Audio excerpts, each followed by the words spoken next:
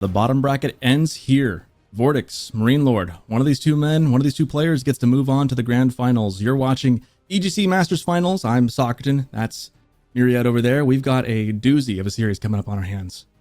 What a clash of styles as well, Sockerton, because VortiX, I mean, this man is bloodthirsty beyond belief, honestly. He will not stop coming if he thinks he can kill you. And especially against someone like MarineLorD, this is someone he wants to kill, in-game, of course. Here in, when it matters most, really, the lower bracket final, there are no more second chances here. The only other chance the loser here has is to become third in the third place match, which will be tomorrow, the grand finals day. But the winner goes up against Puppypaw, who has already cozied himself up in that grand final. Of course, we're talking about styles. MarineLorD, on the other hand, the antithesis to VortiX's aggressive, relentless style. He is the most methodical defender, the most careful planner when it comes to his expansion, and it has served him indescribably well in Age of Empires 4 so far, as he's pretty much secured himself GOAT status, I would say, Sockerton. I think I would say so. I think that's pretty undisputed. We've said earlier, though, that MarineLorD has looked a little beatable. I mean, he is here in the bottom bracket, but also now so is VortiX. VortiX was looking nigh unstoppable himself earlier this tournament, and now he finds himself with his back against the wall, facing off against one of the best players in the world. You know, you mentioned, we got extreme aggression on one hand, extreme methodical planning and precision on the other. This is the unstoppable force meets the unmovable object, and this is going to be, I think, one of the best bottom bracket finals we'll have seen here in EGC history. I'm excited for it. I've got no idea who's going to come out on top, because I think historically people would definitely lean towards MarineLorD, but with how good VortiX has been playing and how uncomfortable he made Puppypaw in a couple of those games, it's hard to say beforehand who's going to come out on top. That said, historically, it's been MarineLorD. I saw a conversation earlier in chat, especially people talking of how often and how many other players have actually beaten MarineLorD historically. Well, here we can see VortiX's stats in that regard, and in terms of series, 4 up to 20. Now, that looks a bit bleak if you look at it just on surface level.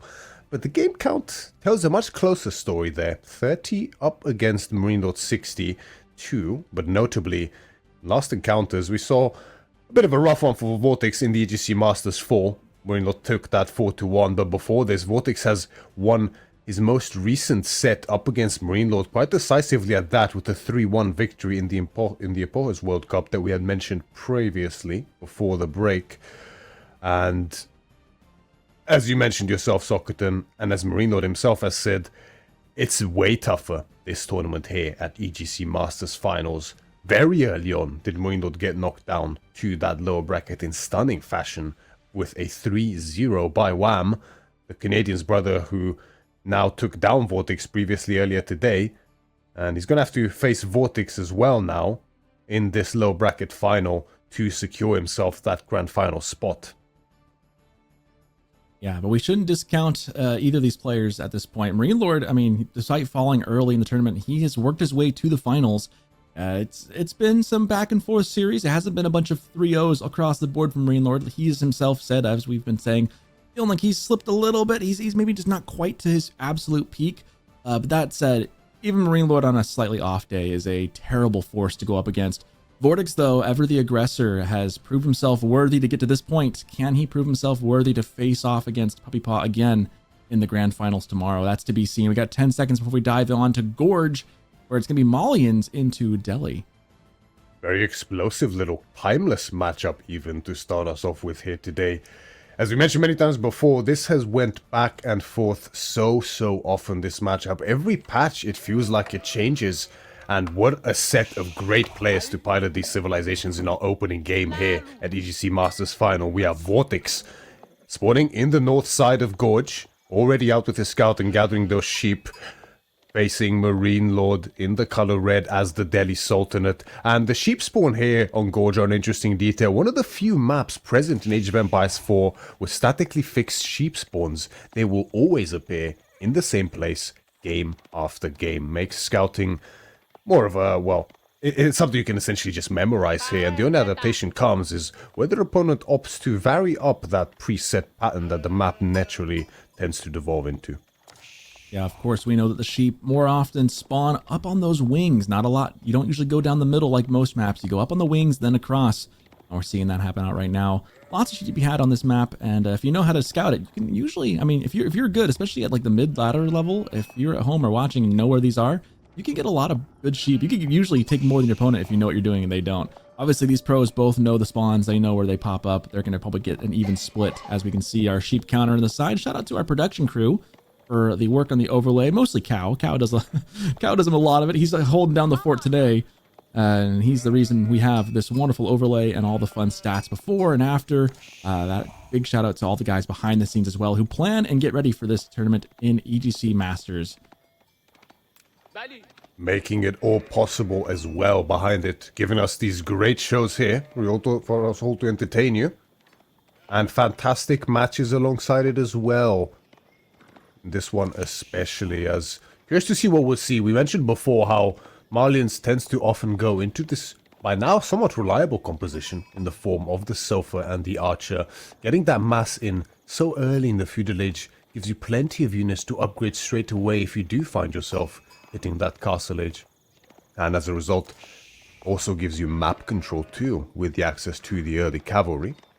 Previously, Donzo Javelin has proved very popular and fairly effective as well, but you lack map control with such a static, despite robust composition. And map control is something you're really going to want. There's not a whole lot in the middle of the map to grab, but those wings are so important. In fact, I know there's no real issue with picking mines on this map, but it is interesting to see it on this map when the gold, you get your one gold vein close, but the others are all so far away. Getting those extra pit mines, sometimes they can be kind of nice and tucked away and hidden in those corners. At the same time, defending them can be really difficult given the proximity or the lack thereof to their base. Yeah, best way to describe it, I would say, is a high-risk, high-reward pick here, the Marlians are. We see, as you mentioned, the second gold mine quite far away from the starting town center. And in fact, it's as far away as the large gold vein, which is going to give a tremendous amount of gold income here for VortiX if he's able to secure it. But being so far out means it's way more exposed as well, despite it being on his side of the map. So often it's a prime target for any civilization, especially an aggressive one like the Delhi are in that early feudal age. We'll have to see when and if VortiX decides to opt for it. So far, no real surprises in the landmark choice. Obviously, it'd be ridiculous to do anything other than Manticore here for VortiX. Meanwhile, Dome of the Faith, we've already talked about how Tower Victory has come in and out of vogue. So Dome of the Faith is the standard go-to. No surprises with the Manticore on the other side, however, for VortiX as well. The Marlians gonna get that passive gold income in straight away that the Manticore generates every single minute. Has the ability to switch it to stone as well early on if he wants, which can be useful if you do deem to opt for a tower early on. Can upgrade it quick time with that passive stone without even needing to gather it. A stable opening, as we would expect here from VortiX. He's going to continue the trend. And the question is it going to be Warrior Scouts to start off with that has had some prevalence as well, or is it straight into the Sofa? If it goes for the Scouts, that opens up the possibility of going Pro Scouts, right? But the Sofa obviously hit a little harder. I'm curious what VortiX is going to opt to do here. Of a MarineLorD, all the upgrades coming in. Looks like we still only have that one singular mill for now. And opts to go for horticulture first here. No professional scouts priority for MarineLorD yet. Might opt for a second mill and go for it instead soon. We'll have to keep an eye on that. But the stable is already up and the Ghazi is in production. Improved efficient production has finished as well for MarineLorD now. So already the Scholar is garrisoning his side, but actually ungarrisons it here. As yeah, it is going to be the Warrior Scout. That is in now and it's going to be more in production here for VortiX actually, so it's going to opt for those first. Ghazi able to shoo them away for the time being though, and the nice thing about having that Scholar is he's like, oh, sheep crimes have been committed here, and this is that kind of like meticulousness we talk about with MarineLorD. Like he's just that good. These players are both just so good. Those little bits of micro, just denying that extra bit of food, it adds up over time. Yeah, the food is over a Sofa worth there in that one sheep, so obviously significant when it comes to the nitty-gritty in these fights. Every single unit matters at this level. without a doubt, and in turn, any single little advantage that you can gain will also matter for either of these players. It's going to be Donzo as a follow-up for VortiX. So going to the 4-medic composition that Papio opted for in the previous set in that game. He's going to look to do the same here. Quite a good choice up against what Marino's likely to make, because the Ghazi follow-up is usually met with archers afterwards from him as well to round out the composition. Ghazi trying to stop that villager from getting the pit mine up on that north gold. That Donzo is there to defend. We'll see if he can get enough damage done to stop it. Meanwhile, scouts continue to pester the gold for MarineLorD. But up on the pit mine of the north, fighting happening up here. Villager does go down. The pit mine only half constructed, a house sitting there unbuilt as well. And the wolf just adding insult to injury. Yeah, it was the greed as the choice here from VortiX. He did go for that large pit mine there as the bitey infantry falls to the stabby infantry in this case. Village has fallen on the large pit mine, and it's going to be a bit of an investment to have more idle time for another villager to walk there. And again, that villager then is also exposed. But the Donzo numbers are building now for VortiX. He's going to be able to better secure it compared to before. MarineLorD opted for the archery range ahead of the blacksmith here, so he really wants the priority on this central site fight that he knows can be coming very soon. So he wants to contest to take it as early as possible here and not really worry about doing so. I love the use of the scholar here to heal the units while capturing the sacred site, doing some good double tasking here. Meanwhile, for VortiX, he's getting the pit mine up, he's sent another villager, and behind this, he's also got pro scouts queued up and currently researching. Ah, thanks to production for flipping that. That's a lot easier for my brain to look at now. Yeah, we have that. Still that, look, there was 2 mills there in the end for MarineLorD, so pro scouts is already halfway complete. Goes down. Great pickup there by VortiX with the Sofa and the 2 warrior scouts. It's those little victories that just pile up little by little, and it goes both ways, right? Each player trying to get that extra advantage. Warrior scouts really can't stand and fight against the Ghazis. Yeah, they're just not strong enough to deal with that. Sofa probably could, but not warrior scouts. Yeah, the Ghazis still are just a little bit faster than those warrior scouts, but the warrior scouts are faster than normal scouts, so they're able to get away way easier and heal quite quickly passively. The Ghazis do need the scholar to heal as well.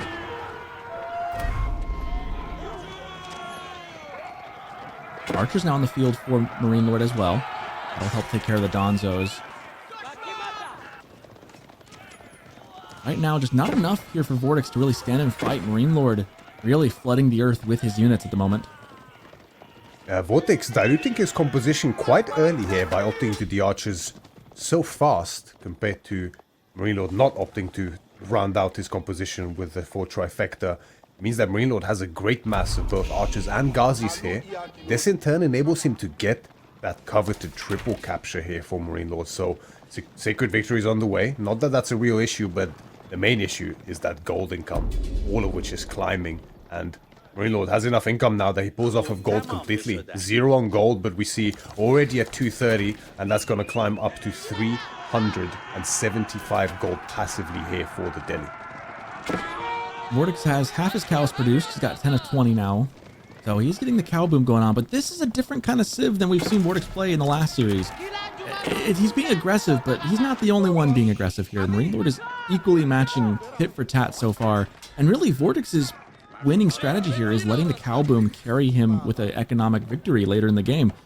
It's a bit different than his normal play style, and he's kind of on the back foot here trying to defend some of these places. He does have that pit mine fully up and running, but here come the Ghazi trying to disrupt that. Villager gonna just sneak into the shadows. Nothing to see here. Scholar count climbing really quickly here for MarineLorD as well. Already up to 8. 9th on the way. We see top left there. Techs are now only 49% slower compared to the regular research time for MarineLorD, so getting closer to that 0%. Pit mine half health will stand, so in the end, Ghazi ineffectual for the most part, but they do draw VortiX's military up north. What is going to look to decap this southern site again. Looks to draw attention to the north, whilst this scout sneaks in here, but MarineLorD is ever vigilant. He's there to meet the scout. and is remassing towards the center where he did secure those central berries. Crucial detail there for him. He needs those berries as the game extends. It's all the food really, both these players do. Cows have climbed quite rapidly for VortiX behind this as well, however. Now the 13th has popped out, and it looked to be a pitch fight on the side completely as both players engage. Both hesitant to fully dive on top of the other ones. MarineLorD is willing to let this side go, not wanting to take a premature fight, because with the gold climbing, potentially Carthage could be on the cards for him, but he's going to find the raid first. Villager goes down.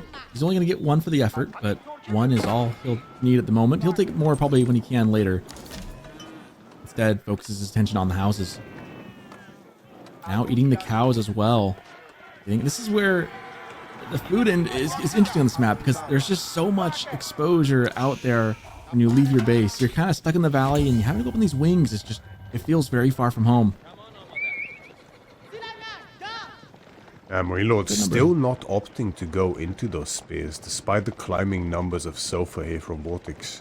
The Sofa still stronger than the Ghazis even now. The Ghazis, however, with their mass, over double the count of Sofas, certainly offset their strength and weakness in comparison there. The sheer numbers instead, and MarineLorD, he thinks he can bounce. He sees the army, and the Ghazis, there's so many of them, they jump directly on the back line. The spears cannot check them at the front there.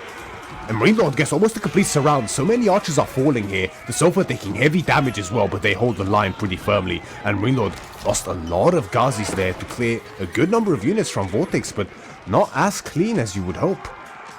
I think he underestimated the power of the Sofa in this engagement just a little bit. It looked really, really promising, but again, Sofa, so tanky. Even here in Feudal Age, just imagine how good they'd be once he gets to Castle Age with imported armor.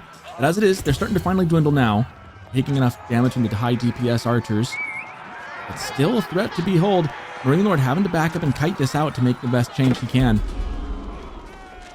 Yeah, a lot of the Sofas were left on very low HP there from VortiX, and as he dove further beyond that sacred site, they started getting picked off by the reinforcements here from MarineLorD, and now the Sofa count is also looking very low. And the backline is heavily in favor for MarineLorD behind this Archer Lord, as some would call him. Here to live up to that reputation even now. Still not adding spears, so MarineLorD clearly believing that he can just keep outmassing here, and a little bit scary in that initial fight, but so far the pump is looking incredible, because now the Dare are starting to come in for MarineLorD as well behind this. With 4 scouts on the field, the food income is looking great for him. Yeah, it's an interesting fight, right? Because it was a heavy price to pay, but... And those Sofa looked really scary, right? And even after that fight, they were still there and they looked dangerous. But in reality, a lot of damage has been done, and MarineLorD is actually pulling himself ahead through that. Now we see now in the numbers, 47 to 21. He is clearly ahead. Hit mine going down. We're zooming in here. The fire is glitching through and bouncing across the terrain. Funny thing for Cow to catch there for us to take a look at. And see, despite it only being 14 minutes, VortiX is something he has developed a slight reputation for by now.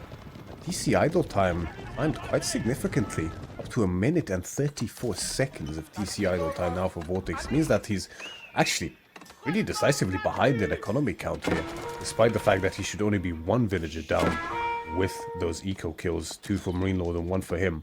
Instead finds himself 4.5 behind at this rate.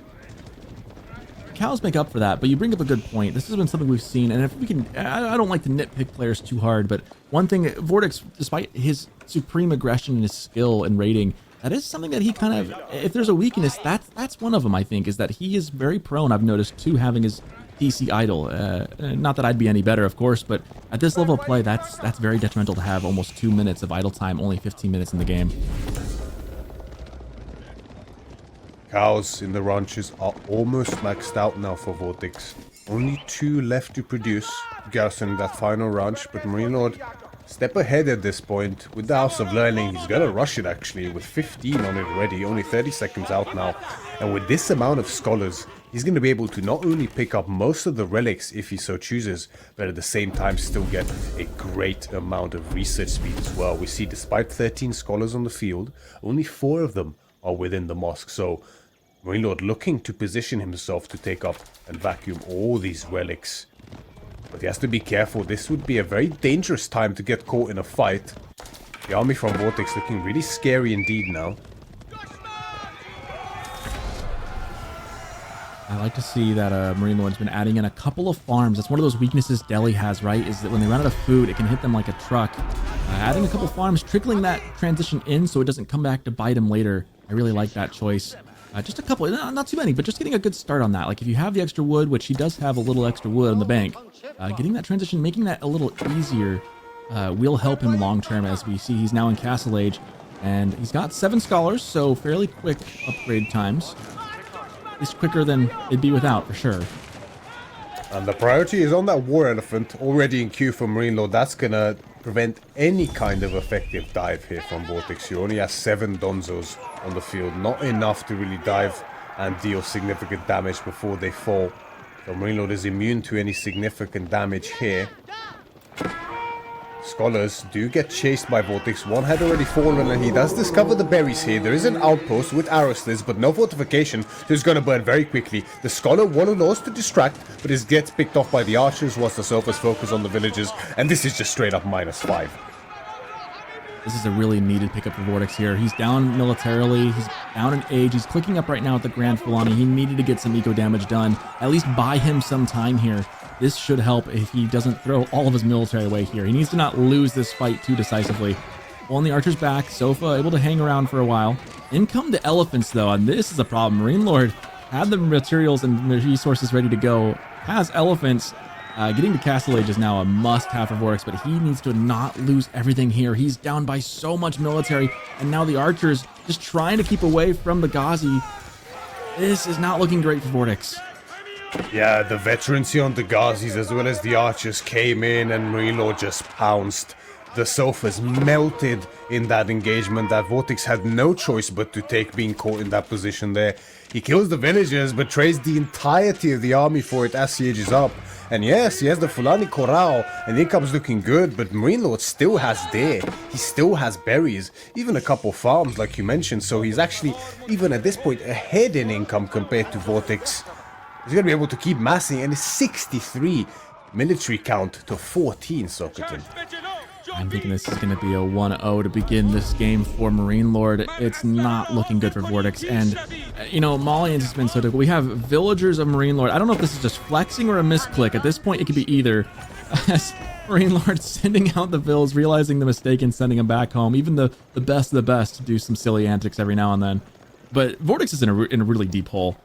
He's eating his own cows to survive because he can't move out on the map. He's got a fraction of the military count that MarineLorD has. VortiX just has nowhere to go, and once this army comes in, it's going to be over. This is the type of composition that Malians can really struggle to deal with. Because of the presence of that single war elephant, you can't afford to mix in Musafadis and Donzos here to deal with it, because there's so many archers already on the field from MarineLorD, and they already have takes for that extra range, which is so crucial, kiting these Sofas with ease at this point, and plenty of Ghazis to frontline indeed. Elephant should be joining the fray soon. He's there on the berries. It's a little war elephant raid on the berries, it looks like, almost.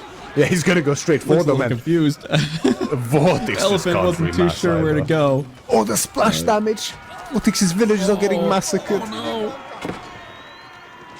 And they get trampled to death. All the villagers down. This game is effectively over, and there's GG called. Game number 1 goes to MarineLorD in very convincing fashion. Is VortiX perhaps a little tired here, do you think, Myriad? That is one of the disadvantages, right? There in the upper bracket, he was forced to fight up against Papipo. Long and arduous set, 6 games of mayhem back and forth. And then straight away, he has to face MarineLorD here in the losers bracket, almost as punishment for losing that match. And it's a tough one to fight from. I mean, he definitely had a great, long, lengthy warm-up, without a doubt, up against Papipo. But, you know, in these long sets, in these intense games, tiredness can definitely creep up on a man. And that could be on display, especially as this set goes further and further in length here. But MarineLorD picks up an early lead here with the 1-0 and takes out one of VortiX's best civilizations in the form of the Malians, with Delhi, who's definitely no slouch, but I don't think many people regard them on the same strength as Malians nowadays. I mean, if we keep seeing matchups like that play out the way they do, maybe we will, right? I mean, that was very convincing from Delhi in the hands of MarineLorD there. I mean, that was it was a bit of back and forth there, but even after that first fight, even with the sofa that survived, it was just such a good swing from MarineLorD. Didn't ever have to look back, but instead we go to Pigeon's view with French facing off against Sengoku Daimyo. And I gotta say, Myriad, as a personal favorite, I mean, everyone's got civs that really speak out to them and they really enjoy. For me, Ayubids is one of them. I really enjoy watching them play. I love playing as Ayubids. Sengoku Daimyo is another one of those ones. I'm really enjoying watching them play. They're very quick paced. They're fun, very cavalry centric, which really fits in the meta. But going against French, I'm excited to see how this goes. Because the nice thing is that you got the French knights, right? But Sengoku Daimyo's horsemen do extra damage to cavalry. So really, I think they can stand toe-to-toe against those French knights. Obviously, if they don't get the charge off, especially if you can block that charge somehow, or take the fight without getting charged, I think the horsemen really, pound for pound, pack a good punch into those French knights. It's not a bonus that you're ever going to be disappointed with, right? The +2. Yeah. Damage is going to start mounting up. Of course, spears will still be needed up against those knights, but this is just a great composition for Sengoku to play in this case, right?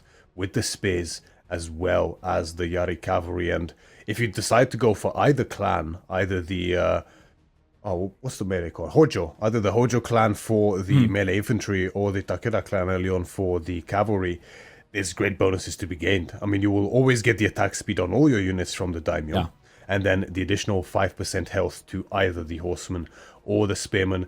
But then the upgrades can be quite useful too. Additional movement speed on the spears is going to be very nice. You also get damage against villagers, but that is a bit less significant in this particular matchup, I would say. But the speed is great. Or you can get movement speed on the horseman as well, which is just going to be unanimously useful. All of it's good. Not massive, but every little helps to sort of break the back of VortiX's tried and true composition with the archers as well as the knights, of course.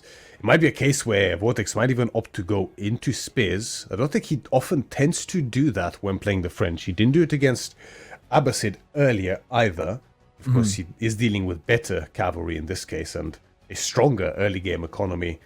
Because quite often the limiting factor with that composition, the spearman as well as the horseman, is that food. But Sengoku doesn't really struggle for it early on. No, they really don't. They really don't. You know, if French starts making spears, how wrong does that feel, right? French just doesn't make spears very often. In this matchup, maybe it is warranted, right?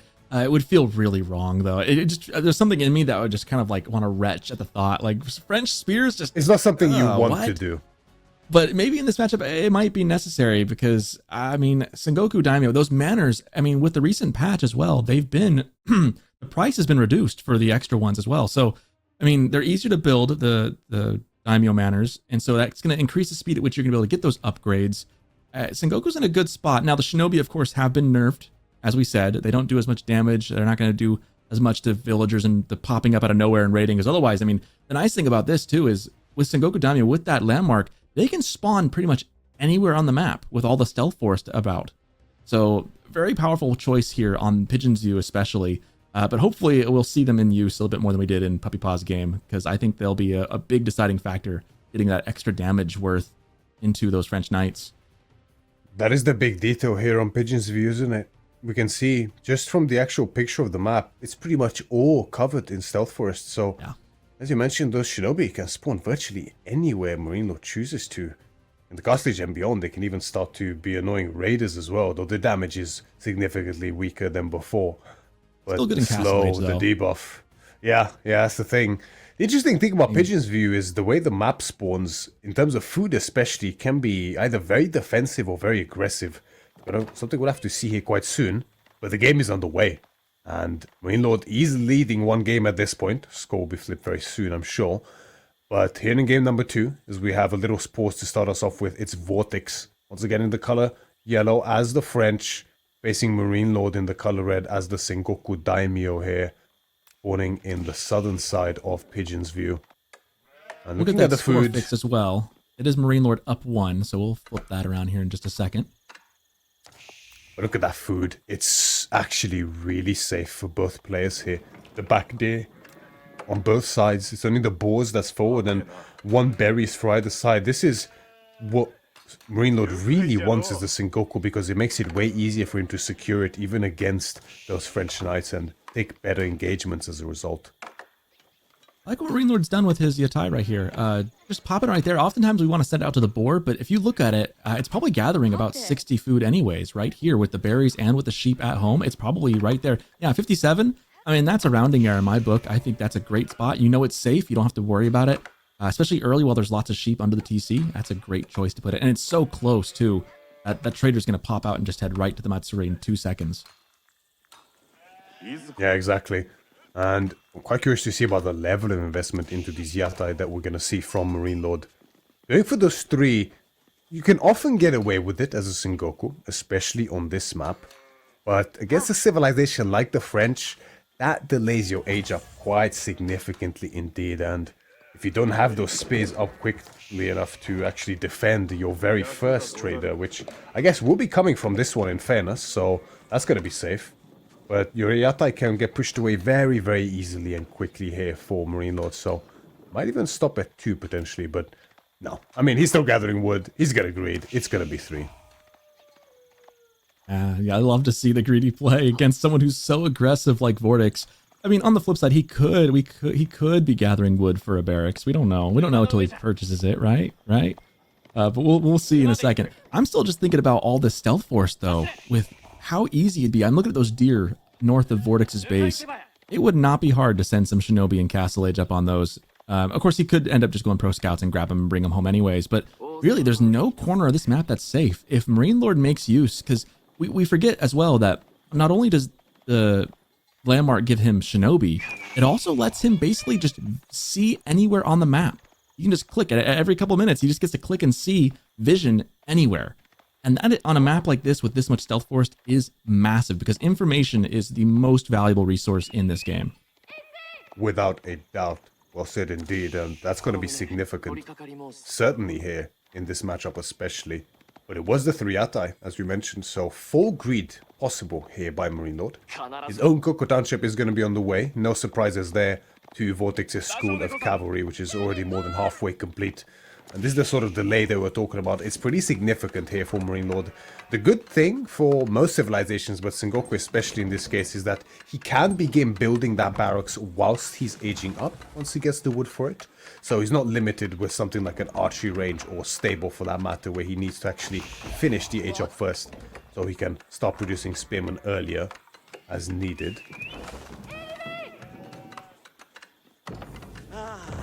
Question is, where's this first knight going to end up going? Where's he going to push? That gold is kind of down to the south of MarineLorD down there. It's a little far from the TC, but it's also a very long walk for knights to get there. So we'll see how this pans out as the first knight's already in queue. No surprise there. Now, do you find, Myriad, go ahead. Do you find, Myriad, that the brown sheep really hide themselves in these stealth forests now?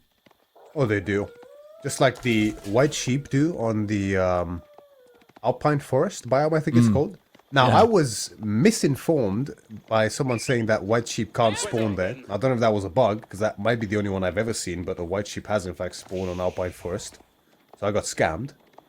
I feel that. I feel like I played a game on that not too long ago, and I felt like, I think my scout went to go gather them. I love the new colors of the sheep, by the way, but I think when I went out to grab sheep on the map, I came back with all white ones, and I was like, wait a minute, I thought they said that, I had heard that too, that they didn't have white sheep on that map because it would be easier to see them. But no, I feel like sheep are much more stealthy ever since that patch. The brown ones hiding in the stealth forest, white ones in the snow. Hey, it's been more interesting. I'm still looking for that pink sheep. I'm still waiting to find one of those. Yeah, I managed to get it. You managed to get the pink sheep? Oh, I'm so jealous. Yeah, I managed to get the pink sheep. It's, you know, I always thought there should be like an additional 1 food on the pink sheep or something, just for flavor. You know, I feel like that's fitting for the rarity. But the knight's gonna come in. MarineLorD knows this and is perfectly aware of it, of course. Is gonna have second spear joining the second one in the defense. Gonna get pushed off of gold for a little while here, so I'm not happy about that, but it's not like he desperately needs it at this point in time. We do have the stable as a follow-up as well for MarineLorD, which is actually coming in before any sort of archery range from VortiX, I believe. So he's taking initiative with actually a second stable now for MarineLorD. I like this. I like the getting... he wants to get those cavalry out in the field. And honestly, looking at that half-health spear to respond to your comment on that, better a half-dead spear than a dead villager, right? And that's what they're there for. Might even look to potentially call in the Coker here to slow down that knight, but Spearman still kind of struggled to catch up to him even with the slow. So not going to be the case, and VortiX deviating in this case from the way he played up against Poppy Paw. There's no professional scouts for him. Instead, he realizes the fact that the day is very safe anyway. There's no real value to be gained from taking it. He can't possibly take MarineLords either, so just goes on it straight away. Definitely the right choice, I would say here, and already up to 4 knights as a result of this. Shinobi get caught on the defense as the knight comes in, giving time for the spears to also meet them there on the defense.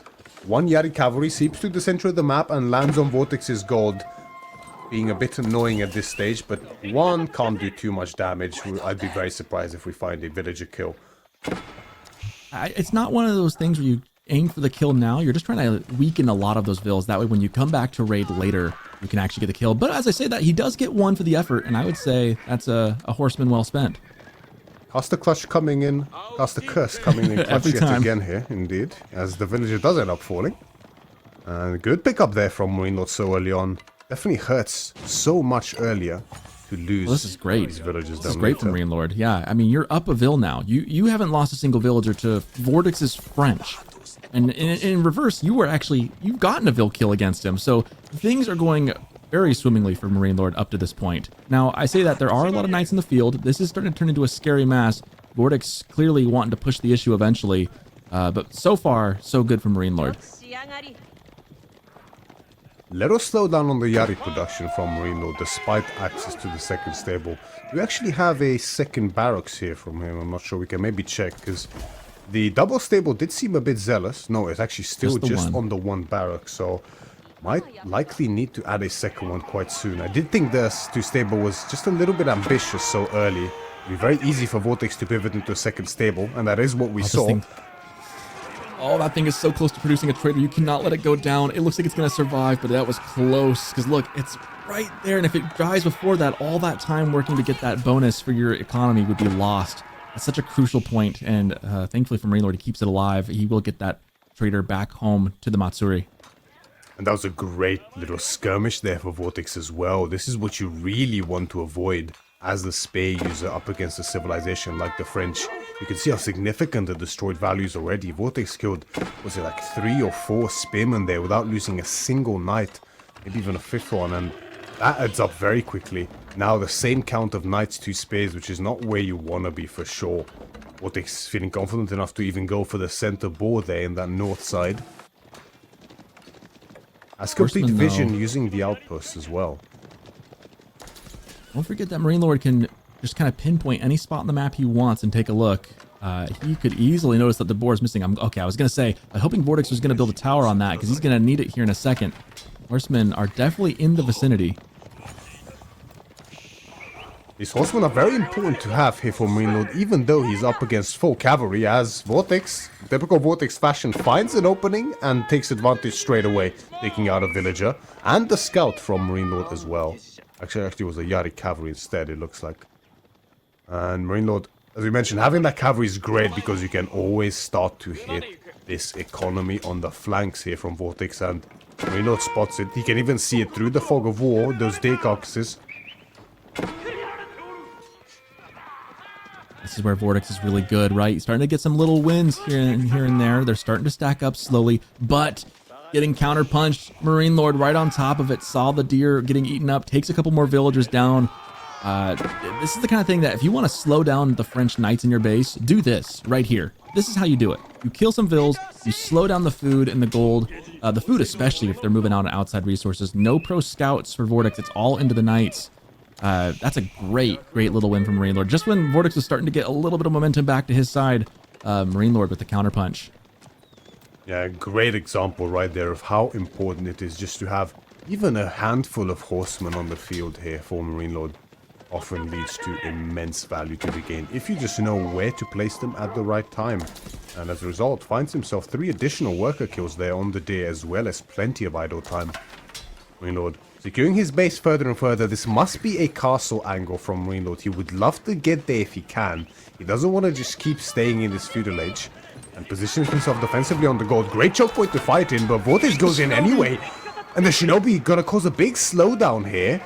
There's not enough Yari to really effectively trap these knights, but he might be able to get himself a few. One falls on the exit, and Thing working against VortiX here. Oh man, and this is one thing, and the raids, and the counter raids while this happens. This is why MarineLorD is so hard to beat. As you're dealing with this and trying to out-micro him in one spot, he's out-microing you on another part of the map. And man, I want to talk about the Shinobi again. I'm just on a big Shinobi kick, I guess. They're so good defensively too. I mean, we think of them, we kind of got used to them just memeing on everyone by just popping up in people's bases and killing all their vills. But they are so good in a moment of defense to help trap units like that. And this choke point really working out for MarineLorD as the spears are just right there. Knights just can't get anything done. Yes, the full investment into Cav here from VortiX has immense payoff potential, but was also very one-dimensional as a result. So he struggling to find the damage he needs to really utilize his composition. VortiX slowly going to lose his lead in the long run as the spear count keeps climbing, the Yari keeps climbing, and when we do actually have the second Takeda level in now for MarineLorD, so he has access to an additional +2 damage on the Yari. As the Knights come in on the berries, they find damage. Even two villagers I think went down there. Actually, it was only the first one. The other one went down earlier, I believe, for a total of 3. One good thing for VortiX is that he's forcing MarineLorD to not go Castle Age. MarineLorD does have to invest pretty much every single bit of resources he has into making more units because VortiX is incessant. And in fact, VortiX behind this has enough to go castle himself. Yeah, the good food here for VortiX paying massive dividends. The deer as well as the boar in the north, they're giving him a huge influx of food despite MarineLorD's better gathering speed on berries, as well as the yatai that he has access to. The map control as well behind this, giving VortiX all the room he needs to dictate control.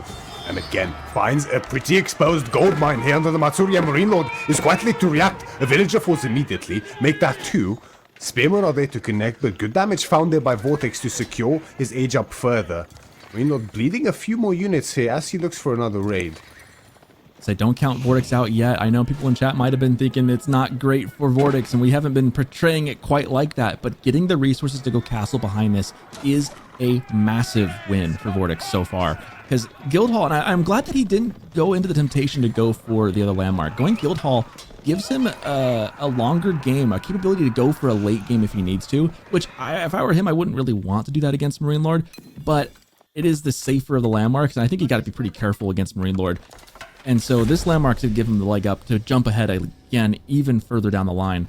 VortiX in a really good spot with Castle Age. Now, once he gets the knight upgrades, he's going to be in a really, really good spot. Now, MarineLorD needs to get some damage done now.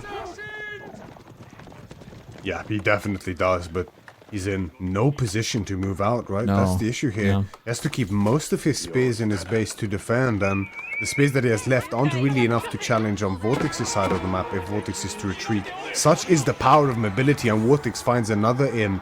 More idle time here for MarineLorD.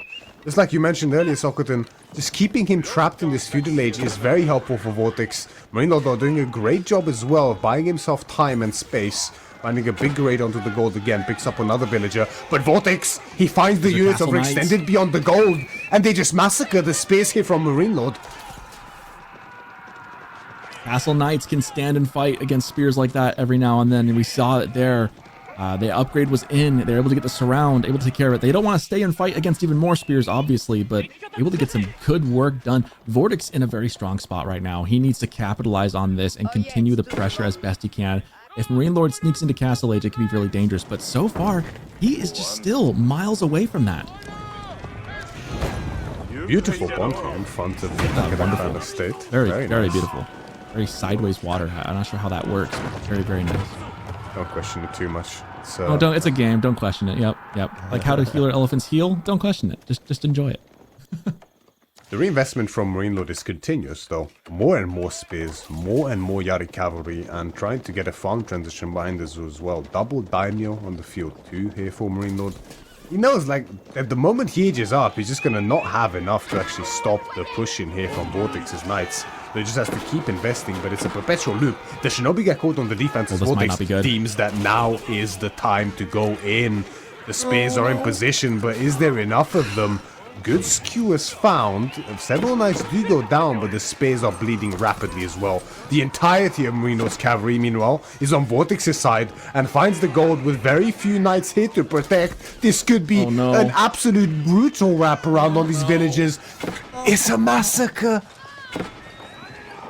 Just when we thought he had it, this equalizes it and maybe does even more. Another surround. Villagers just not protected.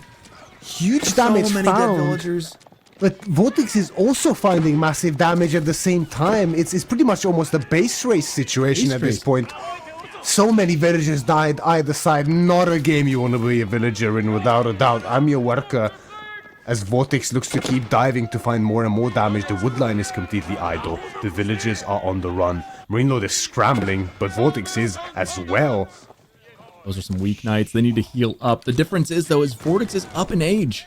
This is the difference now, is that because he aged up, that difference in technology is going to save him and going to mean this is a win. Like, you don't want a base trade when your opponent is up in age. And those horsemen don't heal.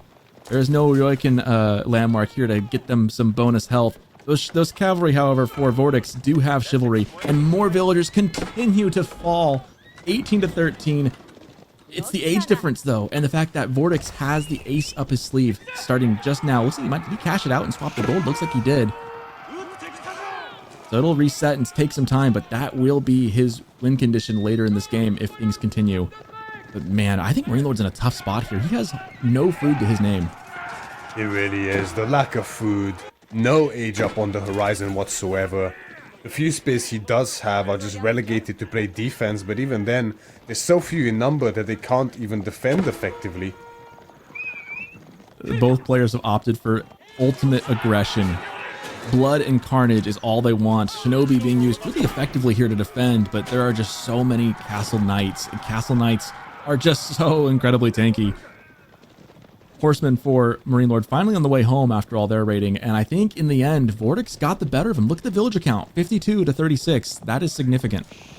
Yeah, without a doubt, with the repeated raiding there from VortiX, he was able to just keep finding ins, keep finding damage. MarineLorD is so firmly behind at this rate. It would take kind of a miracle to get him back into this game. Last corner, is he going to see the berries? Oh, I don't think he did! No scout. No scout with VortiX's knights. The scout that he has must be at home or with another group of knights, because he just cannot spot that at this point in time. Otherwise, another -5 villages there for MarineLorD if VortiX were to see it. Just gonna retreat for now. Plenty of low HP knights. We do have canted saddles now in too as well, but yeah, MarineLorD just game. He's just too far behind. He knows he's too far behind. There's no hope of a castle age. Even remassing wouldn't be enough here. The Guildhall is just going to keep on climbing. For all he knows, there's over 1,000 food in there by now. Yeah. GG is cold, and the set is now tied. Well done to VortiX. It was looking a little scary for a bit, right? It was looking a little scary right around the time he went up to Castle Age, but then he held off just enough. Did enough pressure as well to keep MarineLorD from matching the timing. If MarineLorD had matched the timing of Castle Age with VortiX, this would be a whole different game. But because VortiX was up in age and MarineLorD just had no road to get there, that just propelled him to the win eventually. Even though they traded off bases, being up in age with French Knights is just insurmountable. And we now have a tied series 1-1. VortiX is not done yet. We have a lot more coming. A lot more coming indeed, as a great win picked up here by VortiX. Removing the threat of the Sengoku Daimyo on the best map in the pool here, piloted by MarineLorD. A very, very good win for him. And it puts him on the map in this set, with the series tied up, and quite the follow-up game we have as well. With Coastal Cliffs as the map of choice here for MarineLorD. And who has access to China? I mean, according to this, it looks like it's VortiX, but that isn't always reliable. It's actually MarineLorD who has Chinese up against VortiX's Ayubid, so a tough nut to crack here for VortiX for sure, but he already cracked one just in this game, didn't he? Yeah, and you can see MarineLorD definitely wanted a Chinese civ no matter what here, and that's kind of the fun thing about these drafts, and MarineLorD was able to grab both Zushi's Legacy and China, so then he put them both on the table and said, hey, VortiX, you pick which one. Do you want China or do you want different China? And in the end, VortiX is going to have to just go with China. He's going to have his Ayubids to go against that. That's not an impossible matchup for Ayubids. I wouldn't say it's a particularly... Nothing feels comfortable against China, though, really. No, China is quite special of a civilization. Yeah. Honestly, it's just still even today, some of the best pro scouting timing in the game. Virtually endless gold from taxes. The tempo of being able to boost your economy, your military, your upgrades, whichever you want at a moment's notice with those imperial officials. Economic units out the wazoo because of that, using the Imperial Academy. Just great bonuses for the Chinese on any map, but especially these standard land maps that are all too common. And MarineLorD rarely disappoints with this civilization, if ever. China, you can see it in the bans. Like, MarineLorD has picked China every single time in these 3 games so far, and it's been sniped the first 2 times. This time, there's just no getting around it. It's... MarineLorD in China is a scary thing. Theoretically, he could have, right? He could have banned China instead of Jushi. That's an interesting priority there from VortiX. I mean... Yeah, it is. They're pretty similar. I wonder... They're so similar. There must be some thought behind it. I do wonder what it is. Maybe he's quite scared of the maybe slightly sharper tempo that Jushi has, or the easy Jugenu access, because especially on this map, Ayubit can be pretty susceptible to an all-in, and the turnaround time for that is so low for Jushi because of their early access to Jugenu. They just melt the Desert Raiders so easily. There's no real hope on the defense for VortiX. That could be the option here, whereas China at least takes more time to come online. As a professed Ayubids abuser, I would much rather face China than China than Zushi, because that Zuganu spam is from Zushi is just really weird to work with. It's not like it's impossible to win. It just feels really bad to go against. That said, though, like, China's not a whole lot better. It's basically the same thing, but not really. Again, against MarineLorD, VortiX has got his work cut out for him, but it's a tied series. MarineLorD's beatable. It's not like he puts his pants on the same way we all do, right? One leg at a time. They're both in the lower bracket for a reason today. They're also in the finals of that bracket, so both these players, I think, could really make this interesting. This game it'll be interesting. Again, with how much less space there is to operate, too. Everything just feels so condensed on Coastal Cliffs. We'll find out how this will play out. We got 15 seconds. Which would you rather have if you had this matchup? It's not so much of a choice, really. I mean, China is China. It's China, and you know they do so damn good. I mean, Ayubids, they have some potential here, honestly, but the issue is just the timing. The timing from China is so strong. If Ayubids are left unchecked for a little while, they can get out of control very quickly here. But I doubt MarineLorD, who is, as the Chinese here in the color red, the south side of the map, I doubt he's going to let VortiX have it, who spawns in the north side of Coastal Cliffs here in the color yellow as the Ayubids. And another spicy matchup on our hands indeed. One we've seen a few times in the past, notably, especially during the Pro Scouts meta. Ayubids was seen as one of the ones that can hold a candle to a lot of these civilizations because they are such a tempo-based civilization. Probably the tempo civilization in Age of Empires 4. But the nice thing about China nowadays is they can do whatever they want. Yeah, China is... When we talk about like defensive civs, we think of like English. I would say China is definitely a defensive civ. I mean, the amount of like the hand cannon slits in their town center, even just they've got a lot going for them. And so as far as dealing with tempo, they can do it. And then again, in the hands of MarineLorD at this level of play, like throw all the bets off the table. You know that both these players are going to give it their all, and they're not going to be making that many mistakes. And the real question with any level at this play is there will be some mistakes made by both players. Can the other capitalize on it is kind of what I always look for. And again, those mistakes come very rarely. So when those happen, you got to kind of pounce on them. We kind of saw that in last game, right? Where MarineLorD just got kind of in the hole down in age. That was a bit of a mistake. He just didn't quite prioritize getting up in age. Got kind of caught and then lost the game. But here coming in, we've got logistics coming in for VortiX. Logistics, quite a standard choice here from VortiX, and a very good one at that. Logistics, giving those 2 free dervishes with slightly boosted healing are going to be great in any early skirmishes or on the defense here for him. He can quite easily plant those on the gold and forgo even the need for a tower, early on at least, and with such a great spawn... Oh no. Oh no, not the berries. So, okay. Benefit of the doubt to VortiX, this must mean that we have the industry wing, of course, on the way. Yeah, which that's is probably... getting quite he a did it bit of last time, popularity, right? He used it to great effect before, so I'm guessing that's what he's thinking of right now. He's probably thinking, I'm never going to get the extra bonus out of him. And, you know, you actually can learn a lot about a Uwoods player by how they're treating their berries. This tells us it probably will be something like Industry Wing. I'd be surprised if he took the extra village at this point. Because if he did, it would be a mistake to not, you know, to consume the berries all the way, because obviously you lose out on that extra plus 50 or plus 100 in Castle Age. I mean, I can't wait for the fake outs to start happening, where you beautifully save all the berries and then just go Industry Wing anyway to throw off your opponent. I can, yeah, just give it a bit of time and that's going to start happening.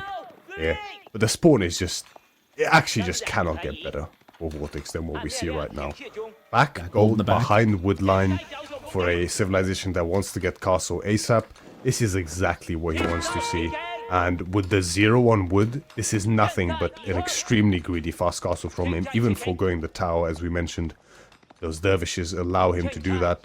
Not even opting for the Golden Age bonus here. That used to be quite common in the past. People would opt to get the Golden Age ASAP and then go for that Castle Age. But VortiX just wants to get there ASAP. You know, in days gone by, one would call this the MarineLorD spawn. Ironically enough. Yeah. But VortiX, yeah, I agree. A really, really good spawn here. And the nice thing, he doesn't need to go for that Golden Age just yet. It would be good, but I guess the counter thought is the faster you get the Castle Age, the faster you can get those relics back home. So that might be part of the calculus as well. Obviously, MarineLorD is seeing this, scouting out. He's looking at the berries. I wonder if he's inferred the same thing we have about those berries. Maybe he was watching earlier as a certain industry wing came out and a million production buildings popped up. I'm curious what VortiX goes for here. Yeah, I mean, it sort of has to be the industry wing with these berries, otherwise it's just becoming more and more painful with every berry bush depleted. It looks like he even has them shift-clicked to take them one by one, so I feel like that's definitely the plan here for him. MarineLorD, though, looks like he's just going to be pro scouts here for him. Makes complete sense. He opted for the economic approach, starting with the Imperial official investment. Up to 3 now, and only now is beginning his pro scout, so... These are the kind of options you have as China. You can rush it very quickly, or you can delay it to boost your economy further, as we see MarineLorD do now. And he even is positioned to start going for VortiX's own day in that north side there. I love the uses we see of Dervish. We've seen them used to scout by VortiX. We see him now trying to scatter the deer a little bit for his scout to finish them off. He's using Dervish as a scout is such a fun idea. And you know, the thing I like about the Dervish wing, and I say this often when I cast at Uwoods games, is that certain wings, you know, have a static amount of upside to them, right? So like the industry wing, you're going to get X amount of wood, X amount of stone, you know, you get kind of like some set things, and what you do with it kind of has a limit. With these dervishes, the sky's the limit. As long as you keep them alive, the value they can give you is theoretically infinite. And we are seeing a very, very fun little dance here. Very choreographed. It's trying to slow down the Rose Scouts. Can they body block that? Yes, they can. And they manage it, yep. And with the scout, that's going to be able to secure the kill. And, I mean... Wow. VortiX, isn't it? It's VortiX. I would be seething if I'm... Like I said it just a moment ago. The value is theoretically infinite. And we are seeing that on full display right here from VortiX. What a play. What a play, indeed, here by VortiX here. Beautiful execution, and, I mean, VortiX, MarineLorD, I mean, isn't even thinking about any kind of feudal contention here. He's just gonna go straight for Castle Age himself. And I think this is the kind of situation where China can start to, you know, get out-tempoed a little bit here by the Iobids, where you don't deal any damage early on in the feudal age. You don't delay the Iobids whatsoever. In fact, the Iobids are the ones who find some value on you, in this case with that pro scout, and it's just going to continue. It's just going to keep being annoying. These dervishes. Okay, answer me this, Myriad. How does one practice for that? How do you... How do you get yourself good enough at that? Because, oh yeah, Kawasan in our ears. How do you even come up with that? That is so next level. I don't even know where do they come up with this stuff? How do you practice it? How do you then do that to freaking MarineLorD? That's the beauty about just going straight for a castle age and not having any real macro to worry about in this case. You could just spend all your time microing your heart out with these dervish and get immense value out of them, as VortiX is doing now. Obviously, fantastic execution on display. And the delay is significant. Like, this is just every day that gets delayed adds up here. And this is gonna be so infuriating. To add insult to injury, Sockton, this is even more impactful than someone who's not aware might think, because every single second spent that day is carried loses more and more food. It is Industry Wing, and we are seeing the same build we saw against Puppy Paw. So hopefully MarineLorD is taking notes. The delay, my goodness. I really try to do my best to never like actually root for a player when casting. I'm having a real hard time not rooting for VortiX right now just because of the audacity of some of this play, the style that he's showing off right now. It's just on a whole different level. I've never seen something like that before. Here we go in Castle Age. The production buildings are up. We will see some camels on the rise. And I agree with you. I think there's quite a danger here from MarineLorD. The tempo is definitely in favor of VortiX. He's going to get a good split of the relics as well. Yes, he's easily going to be able to secure at least 4 relics, most likely. I'd be surprised if MarineLorD is able to contest any of the mid-map relics. I mean, he is supervising his production, in fairness. We have double stable as well as an archery range. At least he was supervising it, but not anymore, it seems. He wanted to get that early pump with the excess resources he had built up, so gets a few units out quickly. But triple stable from VortiX means there's so many Camel Lancers coming out ASAP, and with the dervishes there to heal them when it comes to these fights, VortiX should definitely have the edge, and in small numbers these Camel Lancers do immense work, even with the few crossbowmen that are present. Not to mention that MarineLorD's going for heavy cavalry himself, but they get minus 20% damage in the presence of camels with that camel unease. So it's basically like when you have massive units, let's say you've got 10 Lancers in the field, minus 2. It's minus 20%, so take 2 of them away. Those camels, they're not the strongest units in the game by any means. They're also not the healthiest as far as like actual HP, but man, they can do some really good work against cavalry in the right situations, and they're speedy and dangerous. Yeah, one of the more intricate cavalry units, I would say, in the game. To maximize the value, you really have to be very proficient with the use of cycle charging. They have shorter cooldown and longer range on their charge, as well as additional vision compared to other cavalry units. So probably the most skill-expressive cavalry unit, I would say, in the game. And using them to their full potential requires quite a bit of finesse, something VortiX definitely isn't short of, especially when it comes to cavalry. Well known for his execution. He's already shown great glimpses of that this game so far, with the dervish blocking. Looking to continue that with the mass Camel Lancer play here, even going so far as to sell his stone for what looks like to have been gold, most likely. Well, that's the only thing you can sell stone for, but don't think he used the gold to buy anything else. He has plenty of food still now, having secured that berries at the front ahead of the wood line.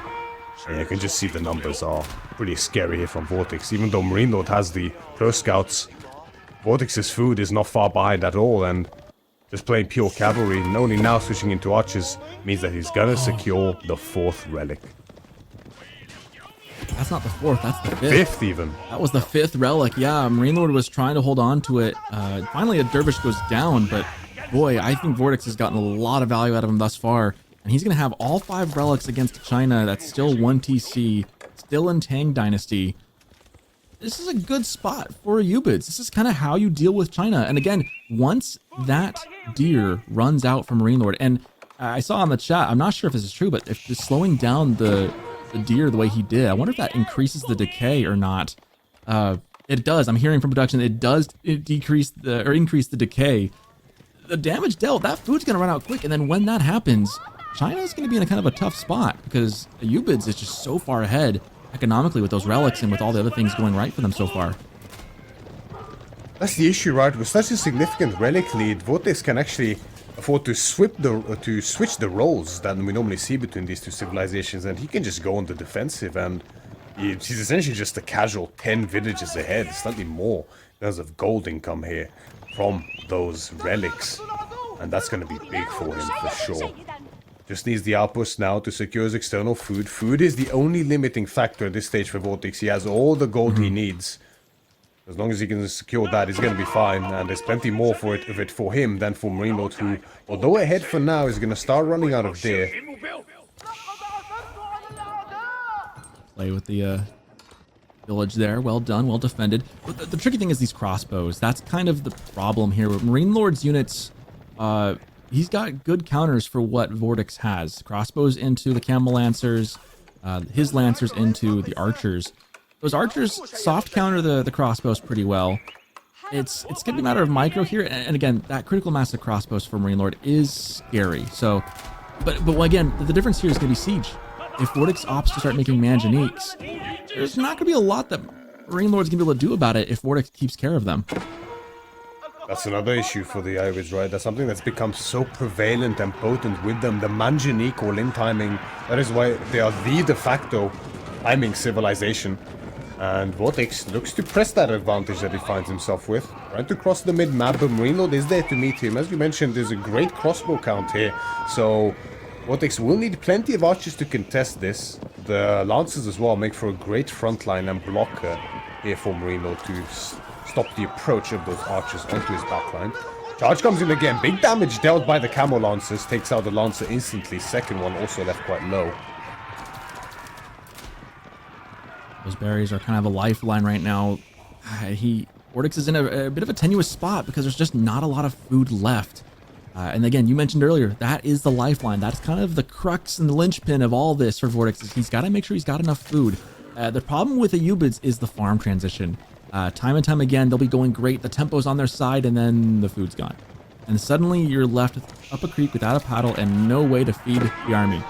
And I'm just a little worried about VortiX for that, because he's going to have gold. He's got 700 a minute in gold, but he's only got 800 a minute in food. Yeah, that's the trade-off for prioritizing the Lancer so early. So food expensive means you run out even earlier than you normally would. And the engagement comes in. MarineLorD wants to force the issue, presses directly to the berries and meets VortiX's army. Archers are microed straight onto the crossbows behind this. Camel Lancers doing a good job up against the Knights. Even Desert Raiders now being heavily prioritized by VortiX. They're going to do a better job than the Camel Lancers against the Knights in a direct engagement and will not take as much damage as the Lancers do from these crossbows. And it's a bit of a decisive fight here for VortiX, I have to say. The Desert Raiders are making the difference when it matters most. The crossbow line has thinned out significantly for MarineLorD, more than double the amount of archers to crossbows at this rate, as well as the front line is way healthier for VortiX. MarineLorD's army is cleaned up. What a huge win here for VortiX. That could very well be the game. The archer fire being so well targeted onto those crossbows. The focus fire was massive because, again, that was the lifeline. Those crossbows were doing the damage per second, and now gold has run out from MarineLorD. He has to move forward, and where's the army of VortiX? Right in front of the gold. This could be the game. There is a market, so he's got at least access to gold.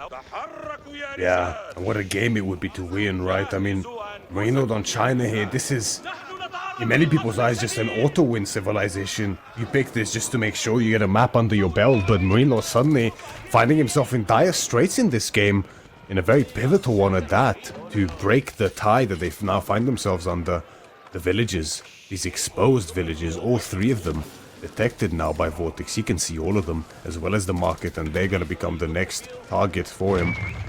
And these villages are not cheap. 100 wood a pop. Oh, don't overextend here, VortiX. Don't overextend. I'm worried he's going to overdo it here. Manganique now are kind of the thing, because now, if you notice, MarineLorD has swapped off of crossbows and is making archers. Those will counter Desert Raiders pound for pound. There's not a whole lot of Camel Lancers anymore. There's a couple in queue, a couple on the ground. Mostly, though, it's Desert Raiders are the main part of the comp with the archers. I just worry that VortiX has thrown games away by getting too aggressive too quick before. He had a major win. I'd like to see him secure that and start really focusing on his economy just a little bit more. Maybe get a Manganique or two on the field and then make the final push in one cohesive move. Yeah, I think Manganiques is exactly what VortiX needs in this case to start closing this game out. He doesn't even need too many, just about two, to really start contesting the Archer backline there from MarineLorD. The Lancer numbers aren't there anymore, the crossbows aren't there anymore. And because of this, VortiX knows he now starts reinvesting again into the camo lances. This back and forth is all it's about. The crossbows did great earlier against them, so he goes Desert Raiders now. There's no more crossbows, he sees archers. Back to the camo lances. It's all about these switches, taking your opponent by surprise and having the edge in terms of composition and tempo. But MarineLorD, with the tiny room he has to breathe, he goes for the Barbican. Exactly what he needs here to start his farm transition, as well as additional villager production, but the timing could be disastrous. Wow. Even with the fast build speed, VortiX on it in the nick of time. We've seen some really close timing plays as now Lancers and Knights and Desert Raiders clash in the middle as Archers exchange fire, but Lancers on the back line. VortiX has reached the back line with his camels. This is not going to go great for MarineLorD. He's holding as well as he can. He's got some Lancers up front. They are pretty tanky, and it looks like the Desert Raiders have been picked off little by little. Now, looking at the Dervish going down, Archer Mass for VortiX is still good, but there's a lot of Lancers left alive. More camels coming in. Reinforcements trying to get there in time. Looks like they finally go down, and that will be it. VortiX takes a game on top of MarineLorD. It is now 2-1 with a win against MarineLorD's China. Massive win here for VortiX in game number 3 to once again now take the lead in this set against MarineLorD. Now in the driving seat and removing the threat of China from the draft altogether. Must be very happy with himself indeed. A rough loss for MarineLorD. He's going to have to go back to the drawing board after this one. He does have this next map pick to determine how he wants to proceed from here on out. But make no mistake, although we're only halfway through this set, it's still a massive win in this situation for VortiX. It's not about every individual game and about who has the lead. It's also about the threat removal in terms of civilizations and matchups when it comes to these games. And this is a very crucial win for VortiX indeed. Gosh. I cannot believe this still happened in this game. What on earth? My question for you, Maria, if I can rib you just a little bit. Would you still choose China in this matchup? Goodness. Well, you know. I mean, I guess if you could do what VortiX did with the Dervish, maybe we all would, right? But gosh. That's the thing, right? It's the impeccable execution. Combine that with also having a really good spawn for this type of play. True. And, you know, that the combination of the right circumstance with the ideal execution leads to miraculous results here. And VortiX just played it to absolute perfection, I have to say. Yeah, incredibly well said. Exactly when to go in, exactly when to not go in. Even here, just backing up to the right amount to his berries, and then as he gets the mass needed, he gets the veterancy for the Desert Raiders. So as they start joining the fight, they can really start pulling their weight, and that's just enough to grab a nice lead in that fight in terms of destroyed value, and takes the lead in army. Then takes mid-map control and can really start dictating the pace of the game from then on. No, that's really well said. That's really well said. A lot of things went right for VortiX that game, right? The spawn went right. The execution on his part was phenomenal. Yeah, just an incredible game. And I'm gonna be thinking about the little dance of the Dervish. I call that the dance of the Dervish that he did against the Pro Scouts, which was just on a different level. But now VortiX should be feeling pretty good. He's starting to prove that he can, you know. There's a reason he was doing so well in this tournament up to this point, going into Puppy Paw. Now he's up a game against MarineLorD. If you were to just, you know, be given the option to be up, jump in the middle of a match 2-1 against MarineLorD, I think we all would take that. Like, that's a good spot to be on. We go on to Kawasan, though. Mongols into another China. We got Zhu Shi coming on this time. That's right. Now, finally, MarineLorD gets his Zhu Shi on the map. It's pretty much Zhu Shi's best map here, Kawasan, isn't it? And VortiX pulls out his trusty Mongols to try to contest in this case. And Mongols can do fine against Zhu Shi. We've seen this matchup a few times and has went back and forth a lot. We've seen Zhu Shi actually lose here up against Mongols too. Not typically what you'd expect, but the dynamics can get very muddy here for sure. And KT was the ban of choice for VortiX instead. KT, another fantastic civilization here. So you get a little look here. The cat, he got shy there as the cat was zoomed in. I was enjoying watching him there. There he is. Yeah, he's okay. He still wants attention. Yeah. Dabston was showing off his dog earlier as well. I don't know if you were there for that or if you were still in your midweek muster game, but we had some. I don't have any pets. My wife's allergic to everything, so and my kids are not here right now either. They're up visiting family, so I've got nothing to show off other than myself.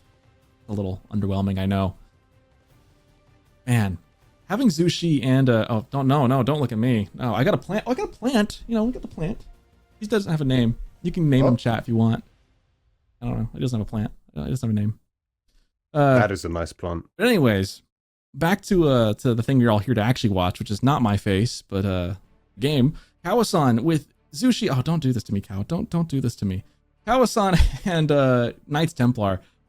Sorry, Zushi and Knights Templar are both two exceptionally good civs on a hybrid map like this. I feel like there's an art to drafting well, and then with the new sniping rules, with the current change now to the drafting system, picking two civs that are both really, really good on the same map is also a really good power play from MarineLorD, I think. Yeah, for sure. Like, you know, he had the China to lean on before this. That has failed him when he needed it most, and now he has the Jushi to lean on also on a really good map for them. This is, although he obviously doesn't lose, if he loses this game, this is kind of a must-win for MarineLorD to even up the series yet again. I mean, you're left with really bad options going forward from here, relatively speaking at least, right? I mean, you have Rus left on just standard maps for them. Then your other great option is potentially HRE, which is also not nearly as strong as they used to be. It's just a solid civilization, but nothing great. Whereas on the other hand, with Yushi here spawning in the north side, MarineLorD has to make this one count, and a win he desperately needs indeed to retain tempo, or at least a semblance of it in this draft. And VortiX is looking to put a stop to it, who now finds himself in a big lead here as I'm getting trolled. Yellow. Hi guys. Unhinged Cow has been engaged. Unhinged Cow. You know, to go back to that too, like this feels like it's not technically a must win, but it feels like it because MarineLorD has lost with some really good civs. Losing with China and losing with Sengoku Daimyo, that's a blow. And that, if you're VortiX, must feel really, really good. And now VortiX has used some of his best civs as well. I think Ayubids and French both are up there in an upper tier for him as far as civs he uses. But man, like, MarineLorD really needs a win here. Tying the series up would help a lot. We are now underway into game number 4 of a very, very competitive series.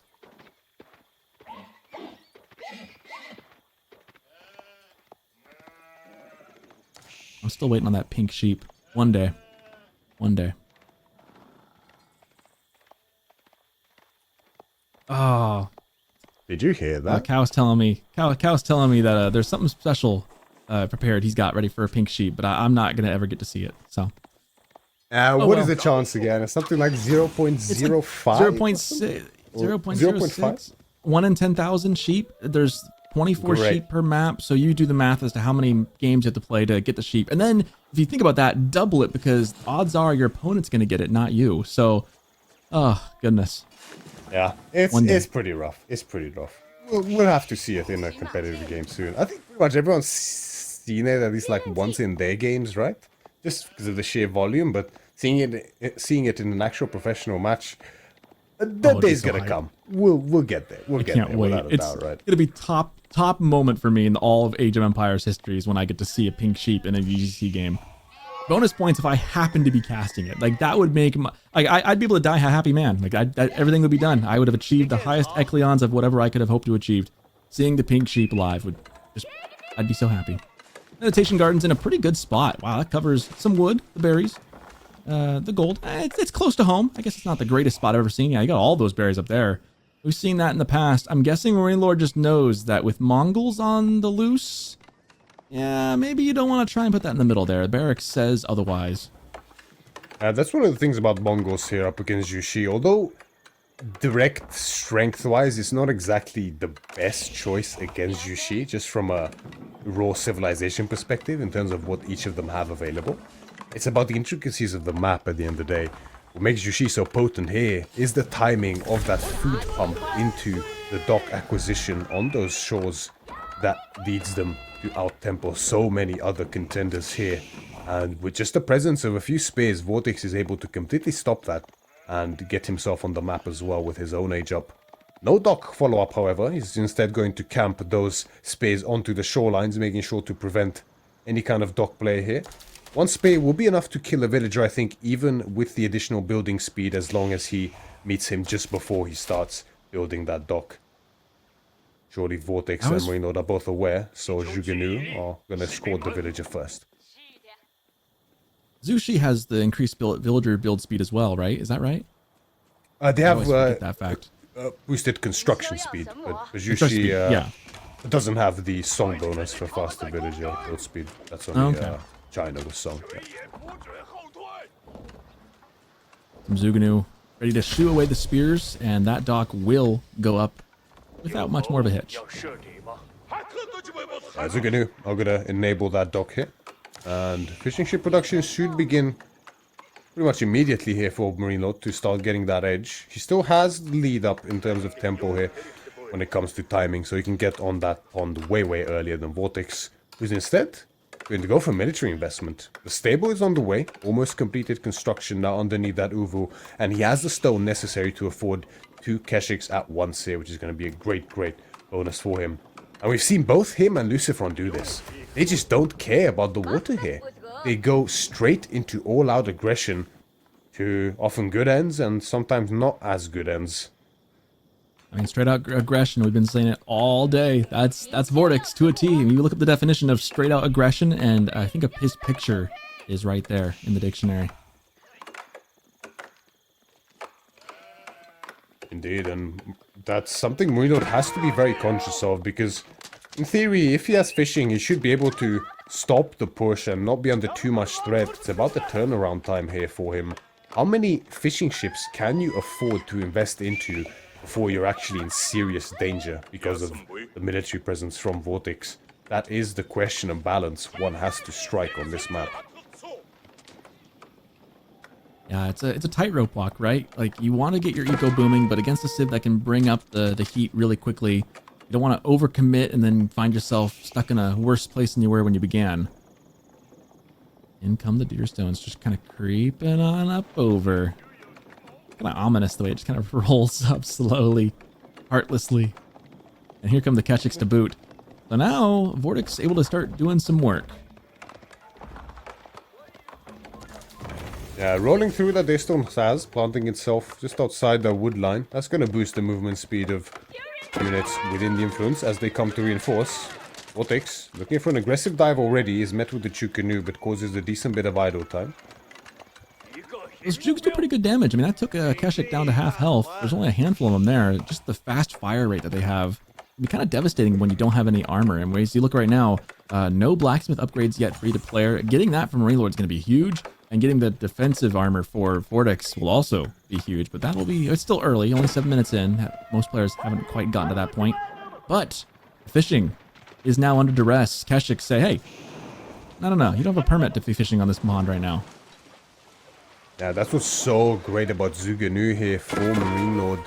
Because of their fantastic DPS, they're able to hold a candle even against high armored units in the feudal age, like the Horsemen or the Keshiks here. Once this number starts to climb, especially after that sealed arrow, VortiX has to be really careful with his engagements. Yeah. Shooting the sheep so your villagers don't have to do it later, like that's reaching levels of micro here that is just unheard of in this game. Like, that is crazy, but it does make your villagers that much more efficient, I guess. As a Keshik looks like it will go down. That's -1 there for VortiX. No Vil kills yet or any other economy damage. So far, MarineLorD in a pretty good spot. And again, you gotta respect MarineLorD with any kind of form of China, and really just with any civ. You give him any civ and he'll make it difficult. This is looking like a pretty safe start, though, for the Frenchman. Yeah, it's honestly about as good of a start as you can possibly hope for here. Able to get away with the dock and a pretty hefty investment into fishing ships as well, up to 7 now. But really, any kind of aggression potential here from VortiX. As I say that, though, as into the wood line, but the spares are there in time to block the charge. Good reactions there by MarineLorD, but I mean, really the scary part here for MarineLorD is over. it's this central wood line that was going to be the key point of contention for VortiX, and the timing just isn't there. The Keshiks were not there fast enough before there were enough Zuganu and spears to really meet them. And sure, he's going to have archers now, and with the Khan's Hunter, they will outrange the Zuganu by a decent margin, able to even kite them quite well, especially using the signal arrow once he has access to it. But still, the wood line, he just can't really poke as deep as he would like, especially because MarineLorD is always going to have the defender's advantage here. He's got a kind of a prickly mass right there. Zuganu and spears, that's not an easy nut to crack. And he's kind of surrounding now a tower coming up here. VortiX thought he saw an opening, managed to get a charge onto the villager. It's only been 2 villager kills through all this, so well-managed defense here from MarineLorD. You can kind of sense the pressure kind of wrapping on both sides of this wood line, back and forth, back and forth. And the best thing to do, this kind of comp is perfect for this. Spears and Zoogs just sit in the middle. The Zoogs can, you know, just rain fire from pretty much anywhere, and then the spears kind of rotate back and forth as well to match wherever the Keshiks go. MarineLorD regrouping his forces here, looking to actually take a decisive fight here, it looks like. He doesn't want to waste any more time, knowing the fishing is getting out of control, but the brace from the spears meet the Keshiks, and one falls immediately. Make that the Khan's Hunter as well to fall on the exit there. Goes to the back of the formation, and that hurts VortiX in this case. Yeah, that was not a great time to dive. You can sense that he feels he needs to do something. In fact, we see the archers kind of trying to split up and go on the side, get some range, get some damage if they can. Only 2 vill kills 10 minutes in with all the fishing eco going on. And VortiX, once again, ignoring water for himself. He is not gaining any ground and keeping up economically at all. And he hasn't really done anything about the fishing either. That one warship out there has been enough to keep him away. Yeah, as the archers, unless they have a severe amount, they really struggle contesting the archer ship there from MarineLorD. Just the AoE damage is too much to withstand. The Keshiks can do better, but that makes it very predictable where they're going to be, of course. MarineLorD has great vision with those docks. I almost kind of wish VortiX would sit back. He had his opponent kind of boxed in. Make some ram, make like a ram. Like one ram would take care of it, I feel like. Well, I guess then he just makes a demo ship, so maybe not, but like do something. You can't just let that go unabated. Well, the ram will deal with the docks, but the problem here is the economy, right? He simply does not have the resources to keep up the archer production, the Keshik production, and then invest into a ram here as well, whilst actually even having enough to defend it for that matter. Makes it very difficult here for VortiX. He could have potentially looked to counter dock. Access to that stone allows him to get arrow slits up easily, but even that on the delay is so tough. With so many fishing ships present, MarineLorD could in theory just keep preparing his ships even in the face of the arrow slits.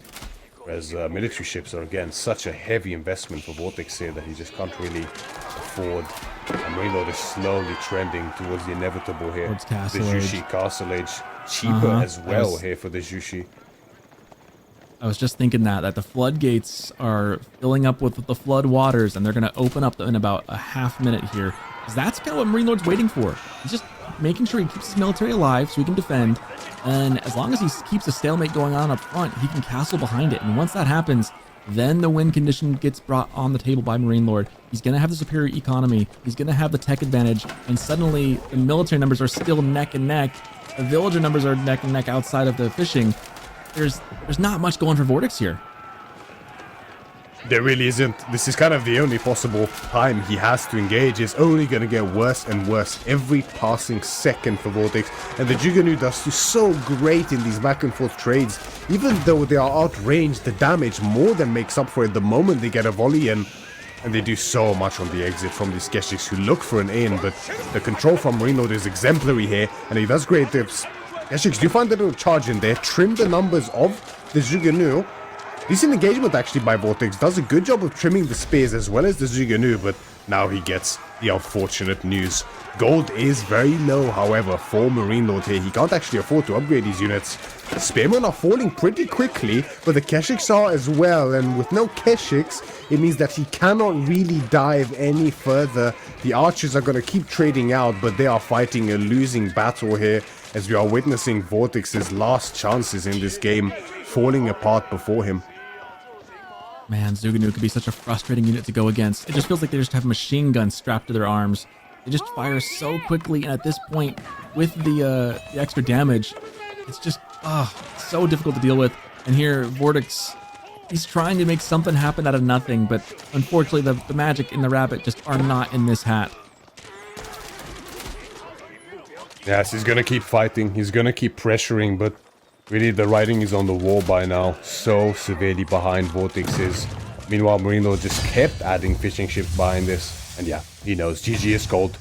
VortiX again finds himself tied up to MarineLorD. MarineLorD securing this victory up on here on Kawasan. Exactly the win he really needed in this case.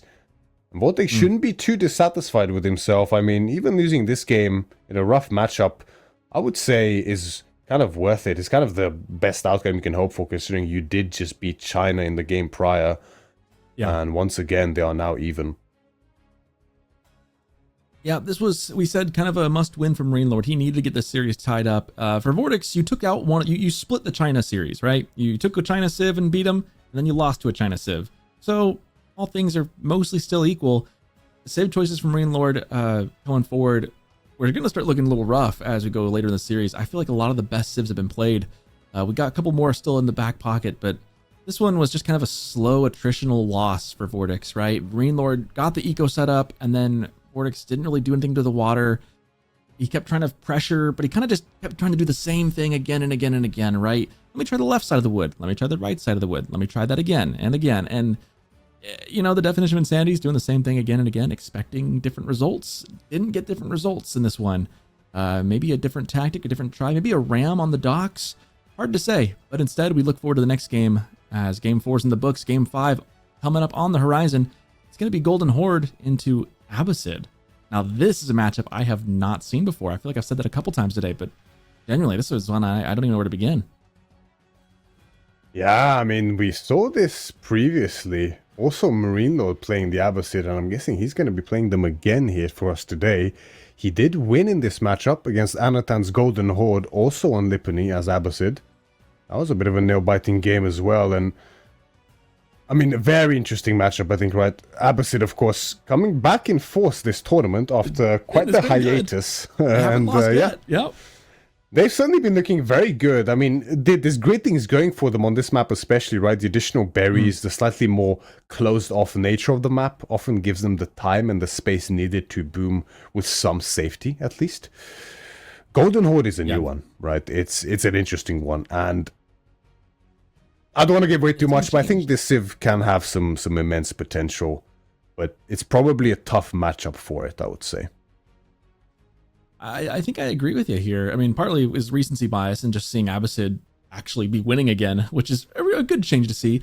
And, you know, Golden Horde, everyone kind of knows that on the multiplayer ladder and in team games, free-for-alls, it's just been out of this world crazy good. In 1v1s, it's a bit different. It's not been, I think, the dominant Civ. I think Sengoku of the new ones has been probably the best new Civ. Them and Tugalok Dynasty, I think, have been kind of the top two of the four that came into this patch. But Golden Horde, you know, I agree with you. I think there's definitely some potential there. There have been some reworks and changes in this latest patch as well to help kind of balance out things a bit more.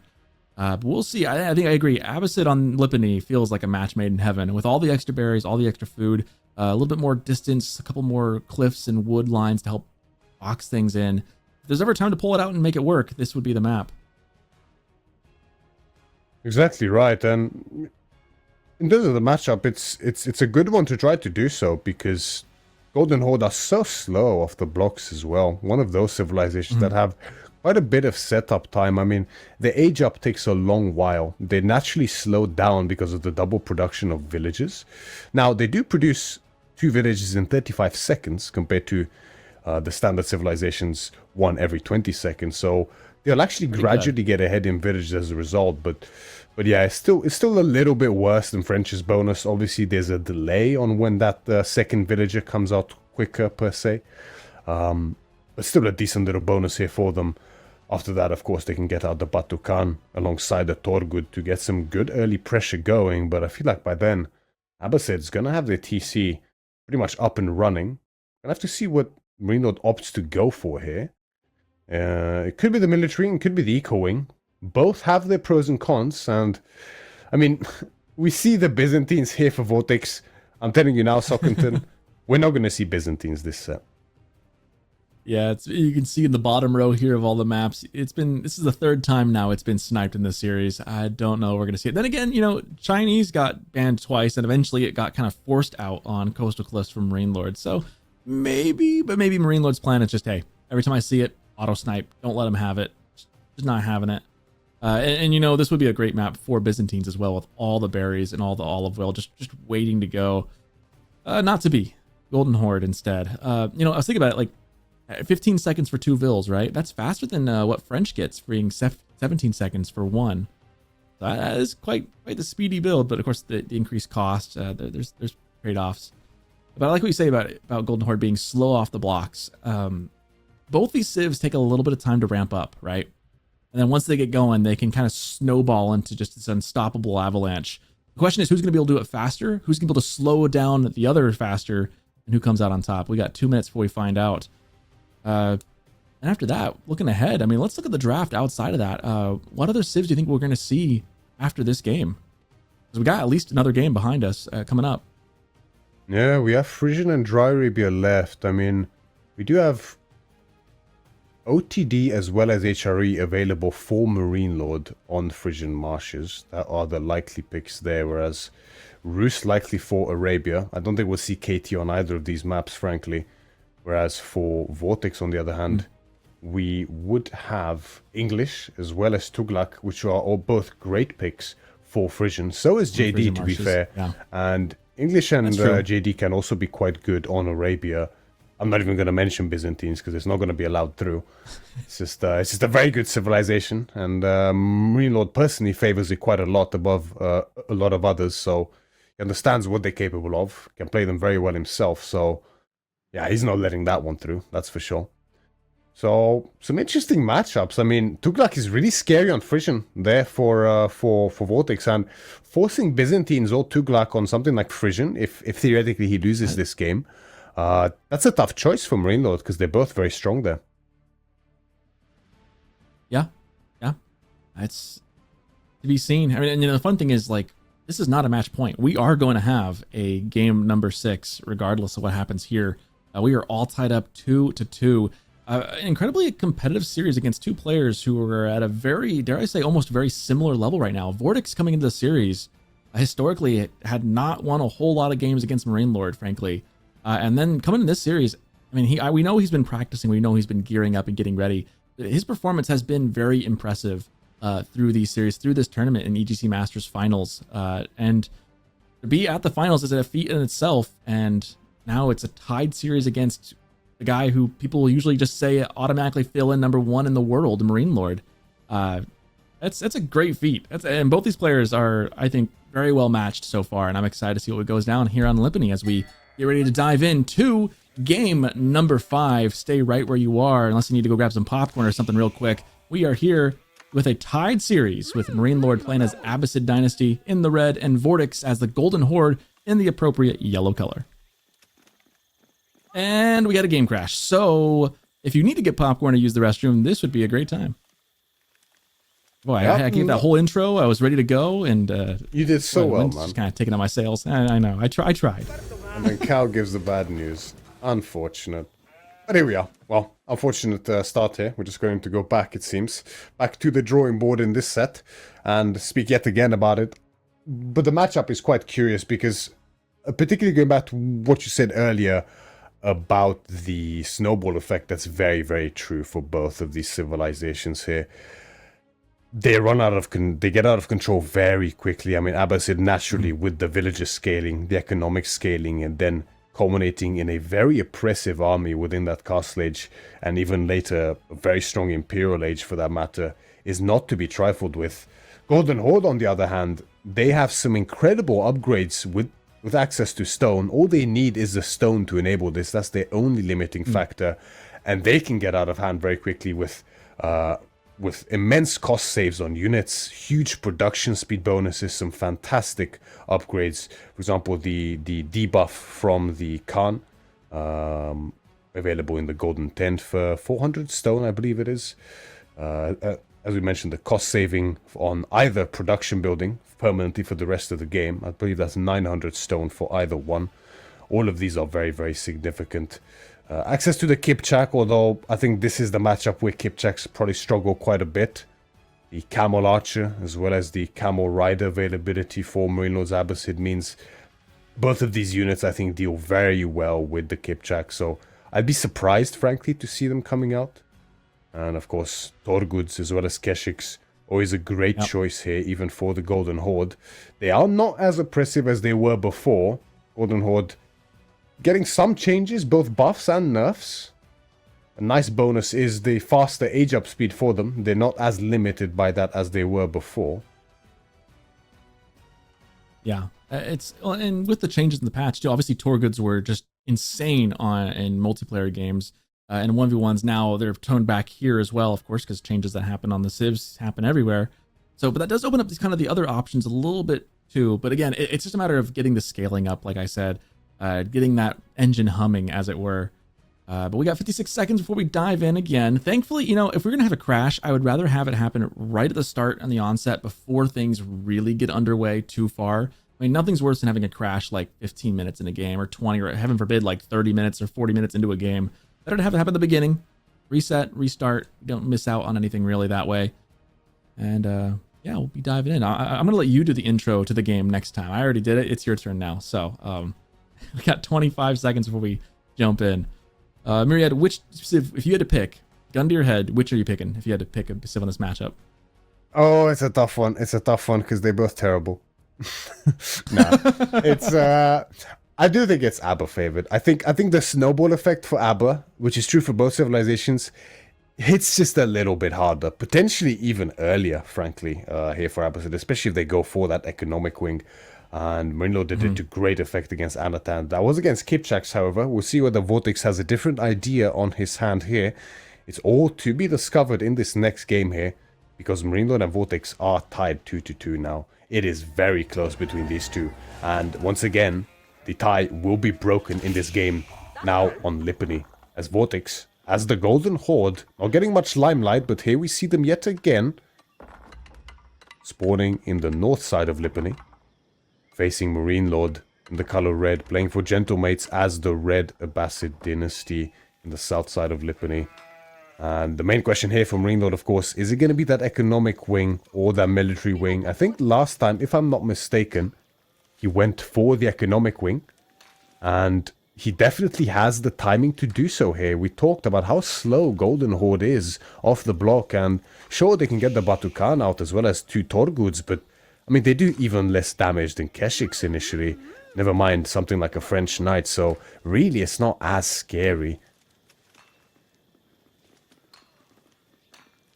Standard opening here from MarineLorD as the Abbasid. Looking at the spawns here, the golds are both, the gold for MarineLorD a little more in the front, but that shouldn't be a huge deal. He's not going to be focused too heavy on gold once he gets the upgrades he needs. Again, no real Dark Age pressure coming in just yet either. And it's kind of a long distance to get across this map as well. Both these TCs spawning rather close to the edges, so it feels like it's a bit of a long walk.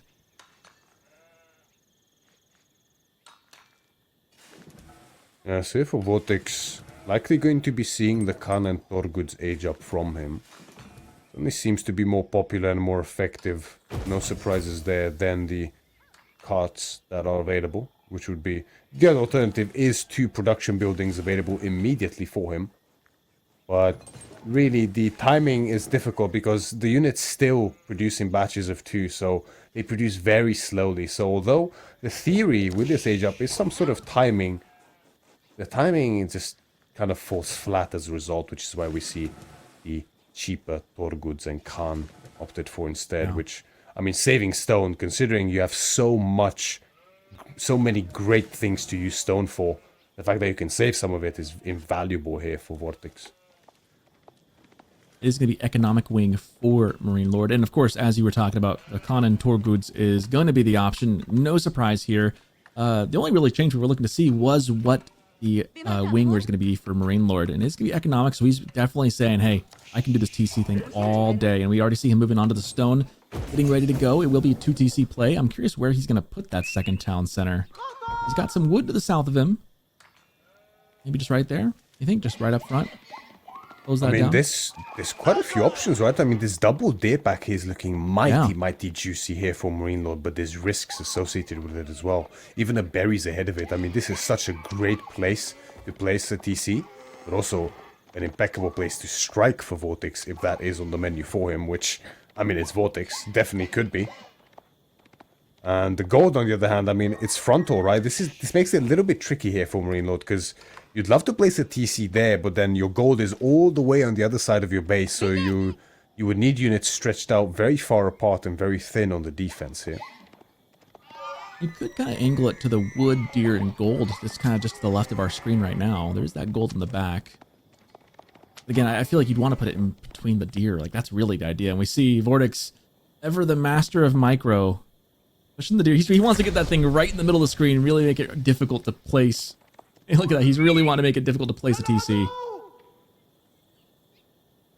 Yeah, I wouldn't be surprised if we tried moving that down just a little bit more. You mentioned a very good point, though. The deer next to the wood, with the gold behind, would also be a great place for that TC, and then you can slowly move out towards the further away deer, as well as those berries as needed. But gives him a very safe sort of positioning early on, at least. Makes it very hard to attack the food, as well as the gold, which he thinks he's going to need early on here as the Abbasid. And we still haven't answered the question, is it just one TC? I mean, I'd be very surprised to see MarineLorD greeting for 3. But he is gathering, he is gathering a lot of stone, and the first TC is placed on the gold as well as the stone. This could be 3 TCs. This might be a 3 TC. Yeah, I agree. That's kind of not where you normally would put that if you're going to just do the 1 extra. He might be thinking Supreme Greed is on the menu. We'll see what these villages do afterwards. Can we actually see where they're queued up? Has he already shift queued them back to stone, perhaps?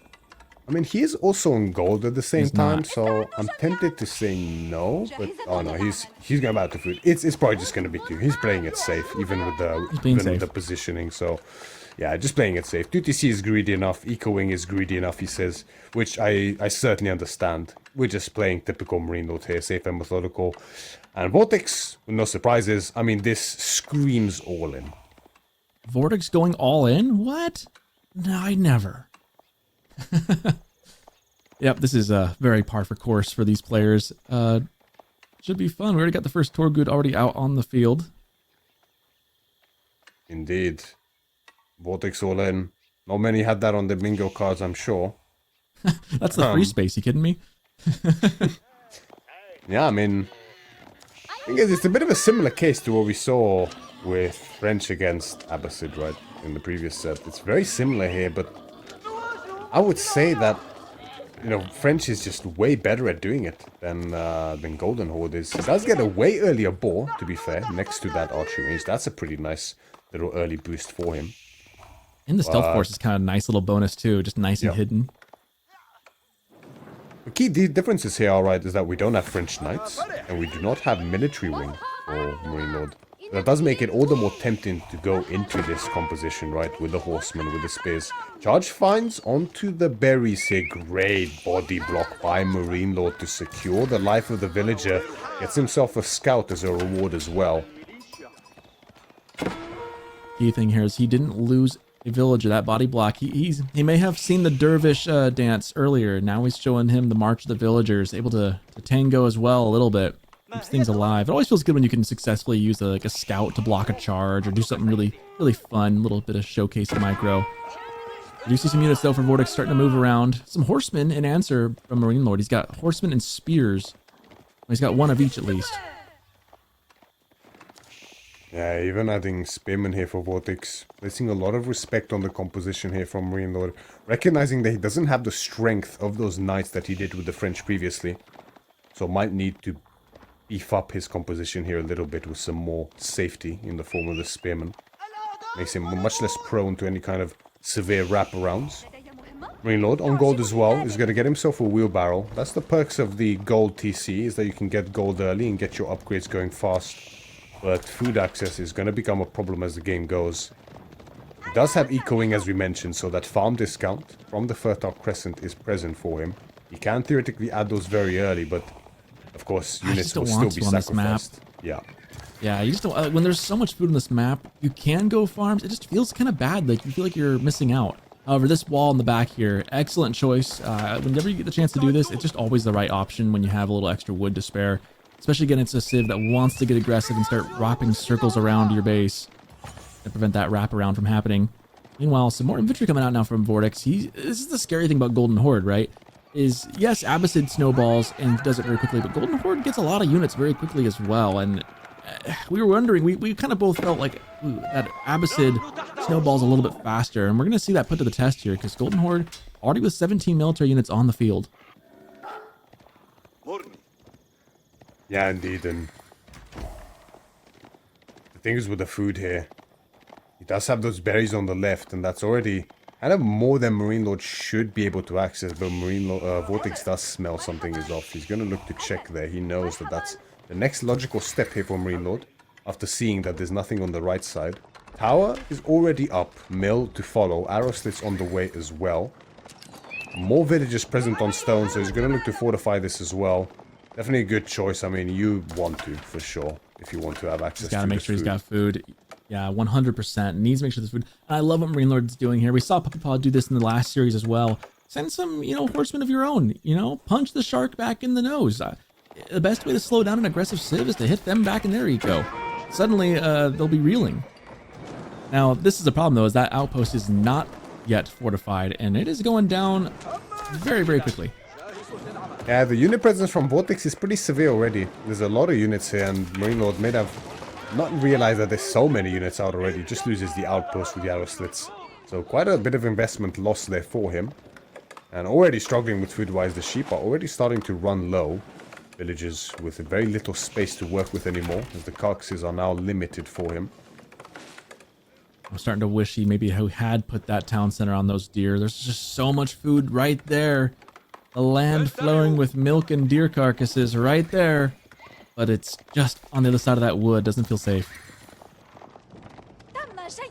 Yeah, still a little surprising, though, I gotta say, because it's kind of safe if you think about it. I mean, the wood is there, like the deer. If you build that way, you could make it safe.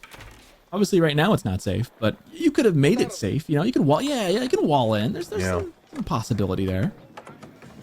It's hard to question MarineLorD, but yeah, it's very true. Very true. Here we are, just sitting in our casting booth, like we could just know all or something. Meanwhile, we're talking about the guy who's pretty much unarguably the best in the game. But you never know. He's lost 2 games already. I think we can poke and prod a little bit as the forces of VortiX, speaking of poking and prodding, looking to get some Vil kills. And he's going to make the full commitment. Here comes the dive. Backs off now with the horsemen and spears behind. But either way, some idle time caused. And VortiX looking to put on the pressure yet again now onto the wood line. He's denied the food. Now he wants to pressure the wood as well. But it's the problem. Being forced onto this side of the map now to pressure the wood suddenly opens up the way for MarineLorD to venture out onto those berries yet again. And starting to add in a few farms as well. Horsemen, find a batch of 2 archers, and this is another little bittersweet thing with Golden Horde. Your archers producing 2, so if a horseman finds 1, he finds a second one as well. VortiX took all the time to break that wall down and instead wraps back into the front door. Backing up here, it looks like the Torguds are looking to go in though. They know they have a way out if they go in. Now he can commit to the dive all the way. Villagers fleeing for the hills, looking for safety. Meanwhile, MarineLorD's wrapping his military back and around, trying to see if he can maybe corral VortiX's units in a favorable fight. Not going to get one though. Town center fire, trying to pick off a spear. I don't think it actually got one though. Oh, the composition from VortiX here is very well rounded. MarineLorD is also climbing his archer count now, after seeing the sheer level of investment into spears. Production here, relatively safe, but the barracks is a bit on the edge. VortiX could potentially commit to this, but yeah, I mean, you can see these are not knights. They take pretty significant damage from TC fire. They are quite intimidating looking though. They look spooky, but yeah, the TC fire can do quite a bit. And not to mention that both players have their blacksmith upgrades at least, so nothing too crazy as far as archer fire goes, but doing normal damage. In come the fight. MarineLorD is kind of playing some cat and mouse. He's just kind of buying time at this point, He's slowly getting the food and gold he would need to go castle age. But meanwhile, behind this VortiX, Muscovy Yasak coming up. he is going Castle Age. And this is a timing play here from VortiX. The Muscoviasak can read there. +2 ranged armor for all heavy units. That includes Torguds, Keshiks, as well as men-at-arms. Only Torguds on the field now for VortiX, compared to the Reliquaries, which is the greedier option, but against Abbasid 2TC here on Eco-Wing, that would be a brave choice indeed. VortiX instead wants to go for the kill, as we'd expect from him. 2 Torguds find the wood line here with double outposts, so VortiX might be a little sour that he wasn't earlier to spot this, because that position is already very secure. Fortification coming in as well. That's going to be a tough one to push into for him. But this age-up tempo could be pretty significant. MarineLorD smells it, as he does. I mean, MarineLorD, so great at reading the state of a game. Understands that even a slight bit of extra room to breathe means that VortiX is preparing something scarier behind it. Now he gets the confirmation. He gets to see the Vils on gold. He sees the landmark. And it was pointed out by our observer. Shout out to Cow again. He showed us that the villagers do have textiles, helping them stay a little bit alive a little longer. And the Vil lead now 71 to 51. MarineLorD's up by 20 and aging up as well. He'll be up just a minute after VortiX is. A minute can be significant there for him. Or counting the veterancy upgrades as well. VortiX is going to look to upgrade his archers, probably his spearmen as well, and the Torguds do get upgraded automatically per age, which is going to be a great detail for him. That's all of his cavalry. I love what MarineLorD's doing here, walling in the base, making things tricky. He knows he needs to buy some time. He knows he's back behind about a minute, but he has some extra eco. So now the priority is keep the eco alive to make that time difference not matter, as we see kind of a hovering T-posing Torgud just hovering around the map. Don't ignore that, everyone. You didn't see anything. This game has no bugs whatsoever. I don't know what you're talking about. But of course. That's a lot of gold. Yeah, a lot of gold. He knows that he's probably going to get pushed off of this very soon. He wants to get all the gold he needs for the most important upgrades. It's going to be that triple veterancy most likely. Some heavier units as well. Either some Gulams or some Lancers, as well as ideally composite bows too on these archers would be crucial. But VortiX is wasting no time. There's plenty of villages are trapped here. 2 in the tower will fall immediately. 1 as he retreats to the 3rd tower will also fall. More villages trapped in the towers, but 1 is fortified, way harder to damage, and VortiX wastes no time. He wants to go in straight into the heart of MarineLorD's base here, diving on the triple outpost TC, and it's going to be a second TC that is diving on the now as well. Only now has MarineLorD finished aging up. The Camel Lancers here are a crucial detail. If he keeps that one alive, 1 dies immediately, then all of these Torgud's damage is going to be debuffed. He has to keep it alive. His own veterancy upgrades are on the way, on the archers as well as the spearmen. He finds a great choke point to hold here, but the veterancies are in for VortiX. Level 2 range damage is on the way as well, but that's going to be a while out for him still. MarineLorD's numbers are dropping really quickly here, Sokoten, and there's not really much left for him, but the diving is only getting deeper by VortiX. Could he be overextending here? The value from the camel is absolutely unprecedented here. The Torguds are tickling, really, MarineLorD's forces now, even though he's behind an age, but it's too much. The veterancy from the archers especially, the damage is overwhelming, and MarineLorD's entire army is cleaned up. Wow. Camel was doing a lot of work there, but now there's nothing. 0 military standing in the way of VortiX and all of the economy, and that will be game once again. VortiX taking a game above MarineLorD, and now MarineLorD's on the back ropes here. It's going to be match point. VortiX is 1 game away from getting his rematch tomorrow against Puppy Paw. Indeed, MarineLorD finding himself with his back against the wall here in the lower bracket finals against VortiX, now only 1 game away from total elimination in the EGC Masters Finals. Well, outside of a 3rd place match tomorrow, but Grand Finals will be a distant memory for him if he loses the upcoming game. Well, actually, there is no 3rd place match, excuse me. This is 3rd place match. Arranged that So way. you're confusing me there, Myriad. Different format from the previous tournament. So this is basically the 3rd place match we're witnessing at this very point, as well as the determiner for the Grand Finals. I mean, that means that these guys are already on the podium, essentially. I mean, if we had a podium, virtual podium, as it were. But yeah, I mean, none of these guys are playing to be in 3rd place. You know, both these players, they want to face off Puppy Paw and try and go for gold. This dive, man, VortiX has been showing us again and again that if you have good timing, You know, good timing, good composition, incredible micro, and just a little bit of luck sometimes. You can do some seriously good damage to your opponent. And we saw that on full display here. Torgoods seem to be just fine. Golden Horde, it seems, would ramp up a little bit better than Abbasid. At least it did in this game. And I can't help but wonder again, man, all that deer sitting on the other side. Eventually, MarineLorD got on top of it, but it just felt like that may be a bit of missed opportunity. I don't know, but a tough loss here. And now down to a match point. We've got one game left, or no, up to maybe one game for sure left, and after that, it's going to depend on the outcome here. We go to Frisian Marshes. It's going to be English, like we suggested. You nailed it, by the way, Myriad. Let me give you your flowers. Two HRE civs, HRE and Order of the Dragon, being chosen for MarineLorD, and then on the other side, English and of course the Delephants, the Uglock Dynasty. It's going to be English going into Order of the Dragon on Frisian Marshes, though. Very interesting and unusual matchup as well we have on our hands here. This is what's quite nice about these longer sets especially. We end up, especially as it gets deeper, finding some very unusual and unexpected matchups as players are slowly running out of top tier civilizations to lean on when they need the most. We just saw Abbasid Golden Horde. Now we see English up against Order of the Dragon on Frisian Marshes. Yeah, we did somewhat expect this, right? Looking at the civilizations that are left, these are really the primary options. VortiX had a little bit more flexibility. JD could have been chosen by him as well here. Wouldn't be a terrible pick either, for sure.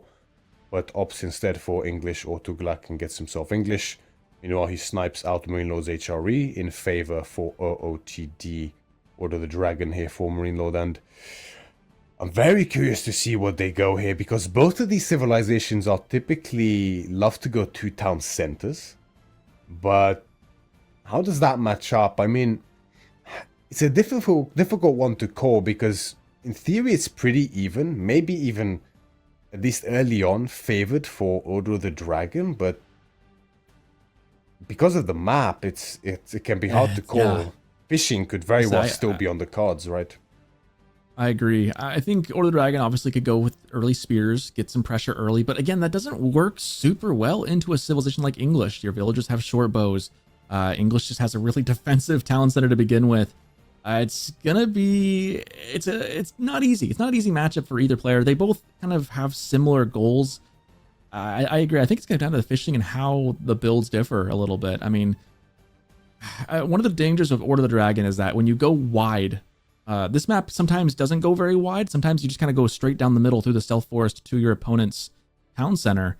But Order of the Dragon has a weakness where they have really strong units, but they don't have as many, right? And so if you spread them out thin, you go wide across the map, you can sometimes find some advantageous fights. But on this map, like, there'll be some fighting on the pawns, but a lot of the action is just kind of right down the middle. And I feel like that really goes into favor for Order of the Dragon. But again, English is English and can turtle up and take a lot of pressure as well. So we'll see. We got 2 minutes and 30 seconds to figure out what we like better. But I'm pretty torn on this one. Gotta have a preference though, right? I'm not sure who I prefer. It's tough. It's really, really difficult. I think in theory, Order of the Dragon should be a little favored here. By just a tiny bit, but there's so many factors that determine that, like Burgrave against Regnitz, fishing, no fishing.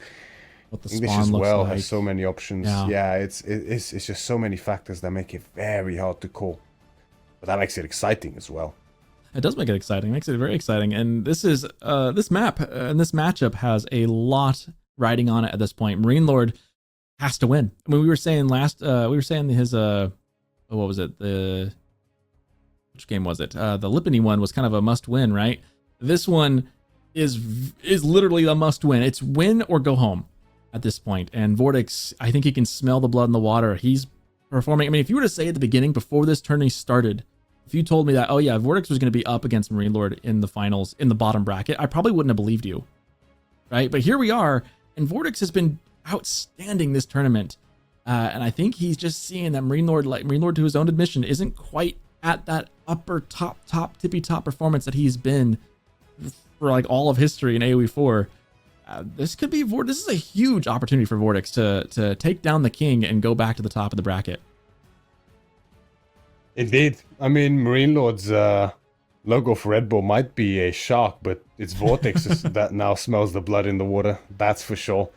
Only one sweet victory away from reclaiming his spot in the grand finals there and taking out what many deem to be the #1 Age of Empires 4 player in the form of MarineLorD.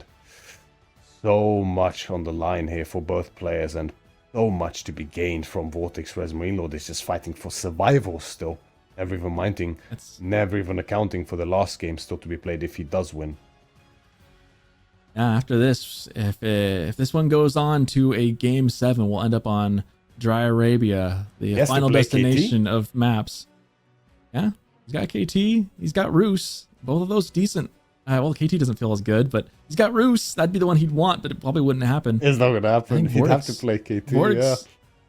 VortiX is Byzantines and Elephants essentially. So, and he's got JD, and there's some wiggle room there. Wiggle room there is indeed. The honor is all yours. Game number 6. Here we are. I'm praying it doesn't crash as I go into this one. 20 seconds in the red on the western corner. It's MarineLorD as Order of the Dragon, and as yellow English, it's VortiX down in the southern corner. And we are underway here. Game 6. MarineLorD needs to win this one. VortiX hoping to end the series here. Frisian Marshes may be the last stand for MarineLorD here in EGC Masters Finals. Finding himself one game away from elimination against VortiX, who relies on the English here to secure himself the set. Dock opening here from Order of the Dragon. The MarineLorD went against the grain a little bit as to what is typical for the Dragon at least, but of course not the typical map and not the typical matchup either. Opts for the dock here to start off with. Immediately has something. I'm guessing it's a fishing boat in the queue. Must be a transport ship. Oh no, it's... Yep, sure enough. Nope. I was like, why would it be? I just didn't see it anywhere up on our overlays. But yep, sure enough. Couple boats in the queue. Meanwhile, English, no move to do that. No docks in the horizon yet. Just making the way around the ponds. This looks like it must be a little two-town center intention here from VortiX. No other reason to really age up so quickly. It's not like Order of the Dragon can really contest. I mean, they could go for Gilded Spearmen, but Hall Rush, maybe. I mean, it's VortiX, so I have to throw it out there. It's VortiX. Is he gonna go for it? I don't think he should. I don't think he will.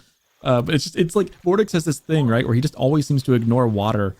And here he is ignoring water once again, and it's like, he's just going to go all land, all in. I mean, it's kind of a straight line to the base. See, if it was any other map, I think there would be a real possibility of that, but the backwood makes it so hard on this map, and VortiX agrees fully. It's going to be Abbey, and it is going to be the second town center here for him, the classic English playstyle that has... That's the right play. I mean, really kind of has been their only playstyle for so long now, if we're honest. I mean, I'll contend that on Cliffside, you can do Council Hall Rush, and that can kind of work. There's a close enough rush distance, but again, it's an all-in. It's a very VortiX style of play where you just go all in and hope it works. But yeah, this is definitely the standard play for English here. Going for the Abbey of Kings, using that king to get some pressure, and then adding a second town center behind it, getting the eco advantage going, especially if you're not going to go for the pawns and get the extra fishing eco. Got to get some kind of eco to match what MarineLorD is doing. Meanwhile, MarineLorD now has his second dock on the way, going towards that central pond, past the secondary ones that are closest to his home one. Not sure, wonder why that is. It could potentially be a fishing ship situation where he doesn't have access to 3 shoreline fish with the dock placement on the other 2. It could just be that he wants to extend deeper that way. Great. Yeah, so this one has 3. That's good for him. He goes for this one. Another 3 here. So are those 2 only 2? Is that the issue there? We can have a look and sort of determine whether the placement will block it. Kind of just went right past it. Like, there's that berry bush right there, so I want, but maybe. Just say there's berry bushes on all of them, but. Ow! Look at the pond up there. Pond that's we skipped over. Give us a look. No, to the right. To the right. The two Right, that one, ponds yeah. that are not That one. docked. Nope, Okay, there's yeah. 3. He just went over it. Yeah, no. It's kind of hard to place though, because it's blocked There by will the be wood. 3. Yeah. There will be 3 in every pond, but we can't place a dock here without canceling out one of the shoreline fish. So it loses quite a bit of value. I assume it's similar on that frontal pond towards the left of the first one. That's probably why he skipped over that one. We can find out towards the left there. See if it's the case. Oh, this one's tough to tell. That's I think tough. Maybe you can get there. one right there. Yeah, these ones The are tree hard would to read. disappear. I think you can do that. We're getting really into the weeds here, guys, when we start looking at the ponds and the dock placements. Never have I sounded more nerdy talking about AoE 4 than I have talking about dock placements on puddles. But here we are, you know, in a very important game and a very important series here at EGC in the Masters Finals. But as we just kind of wait for Feudal Age to kick up, it's going to be Aachen Chapel on the backwood for MarineLorD. No real surprise there. Sometimes you see on hybrid maps, HRE and Order Dragon go for like a mine work, but going to go for the Aachen, get the extra wood gather right here, and some deer and an extra town center on the corner. I do like the placement of this quite a bit. Securing that back gold, getting those deer, some wood as well. A nice place for a second town center for English, if a little bit far from the hometown center. Yeah, that's kind of a really nice possibility here on this map that you want to take advantage of when you do have it. Indeed. Nice little campfire. For those who don't know, somewhat recent change for the campfire. Now boosts gathering rate from huntable animals by plus 10% in the influence, alongside the sight range it provided previously. So, going to give a nice little boost here. Not a massive difference, but every little counts, nice. of course. And of It's a course, mechanic that's really gone through a lot of changes, right? That mechanic used to be under longbowmen, used to heal the longbows. I remember using that years ago now. Days.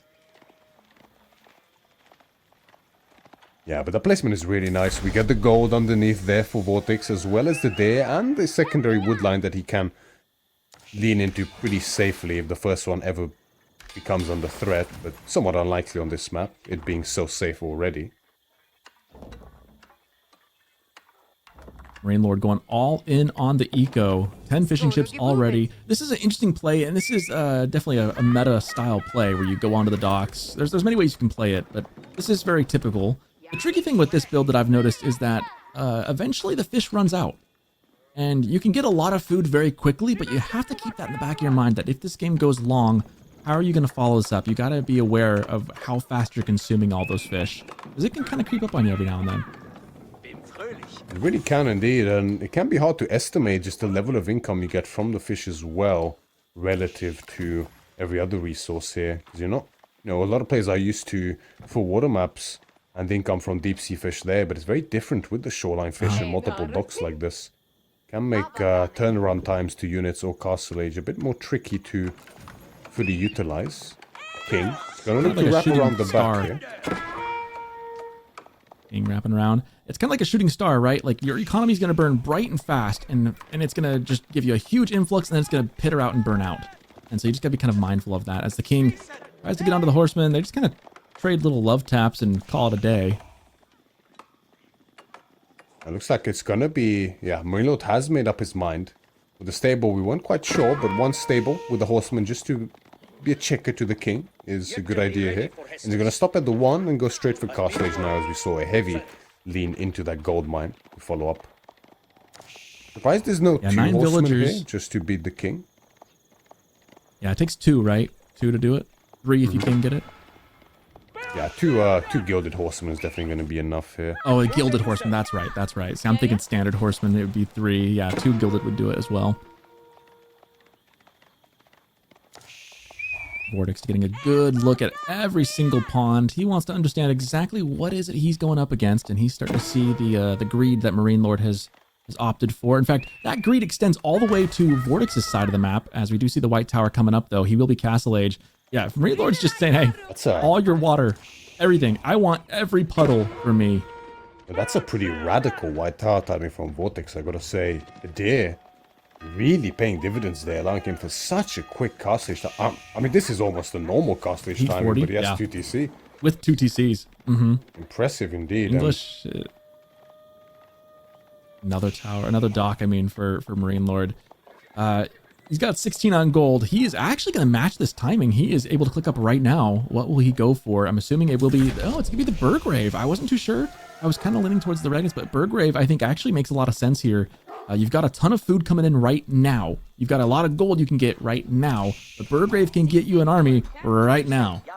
Yeah, it's a tricky thing because the promise of the Regnitz is so sweet with the additional gold, but often the situation you run into is the relics that you would be able to get with Burgrave become inaccessible with Regnitz because of the lack of units. And that's probably the case here, right? We have the Knight priority from VortiX, one already on the field from that white tower. It's going to allow him to pump Knights very quickly. And with the Burgrave, you can often secure yourself a lot of relics here as OTD. Of course, you miss out on the additional income, so we'll have to see. I mean, of course, if he gets 4, then he's going to have the same income as he would from 2 with the Regnus, but also has a Burgrave working for him. Yeah. No, I think if he'd gone for Regnitz, with all the docks he had, it would have been too greedy, right? This now is a greedy play, but it's also a more calculated play by including some military production in there. Gilded Spear is going to go down, but does a pretty good amount of damage to the Knight and to the King. English King now having to back up. Spear grabs a stab onto that Knight. Not enough to kill it, but the Horseman is kind of low health too. Yeah, I can't really chase that down. Not worth the resources he would lose. And VortiX continuing to just lean into these Knights, but now comes a pretty painful transition for English when playing like this. You play very loose on the food, you make no farms to get that ASAP castle age, but now you're just out of food. The deer is running low. The sheep are also running low by now, so farms are next on the menu, and they're still pretty tough to afford at this point for VortiX. No economic upgrades to help him out. You know, MarineLorD is just pumping. Already the military queue looking very impressive. This is why this works, is he's got a lot of fishing eco, again, right now. It's again, shooting star kind of vibe, right? It's going across the sky, it's bright, it's hot, you gotta strike while the iron is hot. This is the time. Eventually that fishing will run out, but I don't think MarineLorD's playing for a really long game. He wants to take the tempo and swing it in his favor for now. And right now we see the fishing already starting to get consumed a little bit. We got about a third of it gone on some of those ponds. And the Gilded Knight on the field. Yeah, that's something you got to watch out for. That with some crossbows. VortiX militarily not in a good spot right now. And MarineLorD needs to flip the script on this and get over to his base and start doing some damage. VortiX already actually leading in terms of relics. Has the second one on the way home by now, courtesy of that early castle age. Very good turnaround time for him and great execution in doing so. Doesn't really cost him very much here. The king is going to discover the prelate as he picks up that center relic and start working him down with the sword. One Gilded Knight to serve as a pretty scary little raid boss in these skirmishes here for MarineLorD. That guy can certainly find a lot of damage and value. Very expensive. The #1 cavalry game in the unit in terms of cost. Well, in terms of population, that is, of course. MarineLorD sitting on a pretty good, healthy economy. Look at that. 1,000 food a minute compared to VortiX's barely 700. So he is firing on all cylinders right now, getting the sacred sites, getting as much things as he can. I like the idea. Now, this is kind of nice. He might not get all the relics, but if you can hold those sacred sites, that'll make up the difference. So MarineLorD making a little bit of everything here. We have the one knight, the spearman, who serve as a blocker to those early knights.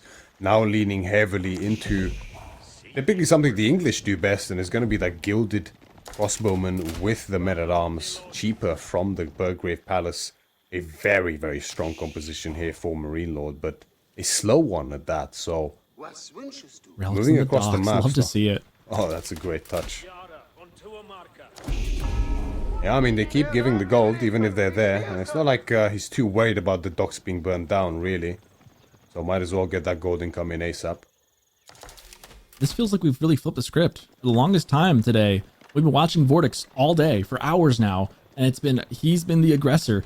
And now he's the one who's got to sit back and boom. But MarineLorD, I think, might have beaten him to the punch. He's boomed quicker and earlier.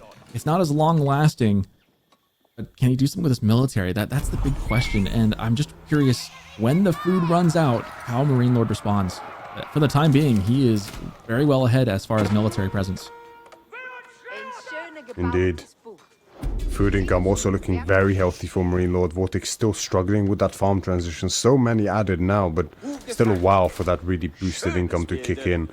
Leaning heavily into crossbows as a result. That's one of the problems with going for farms so early.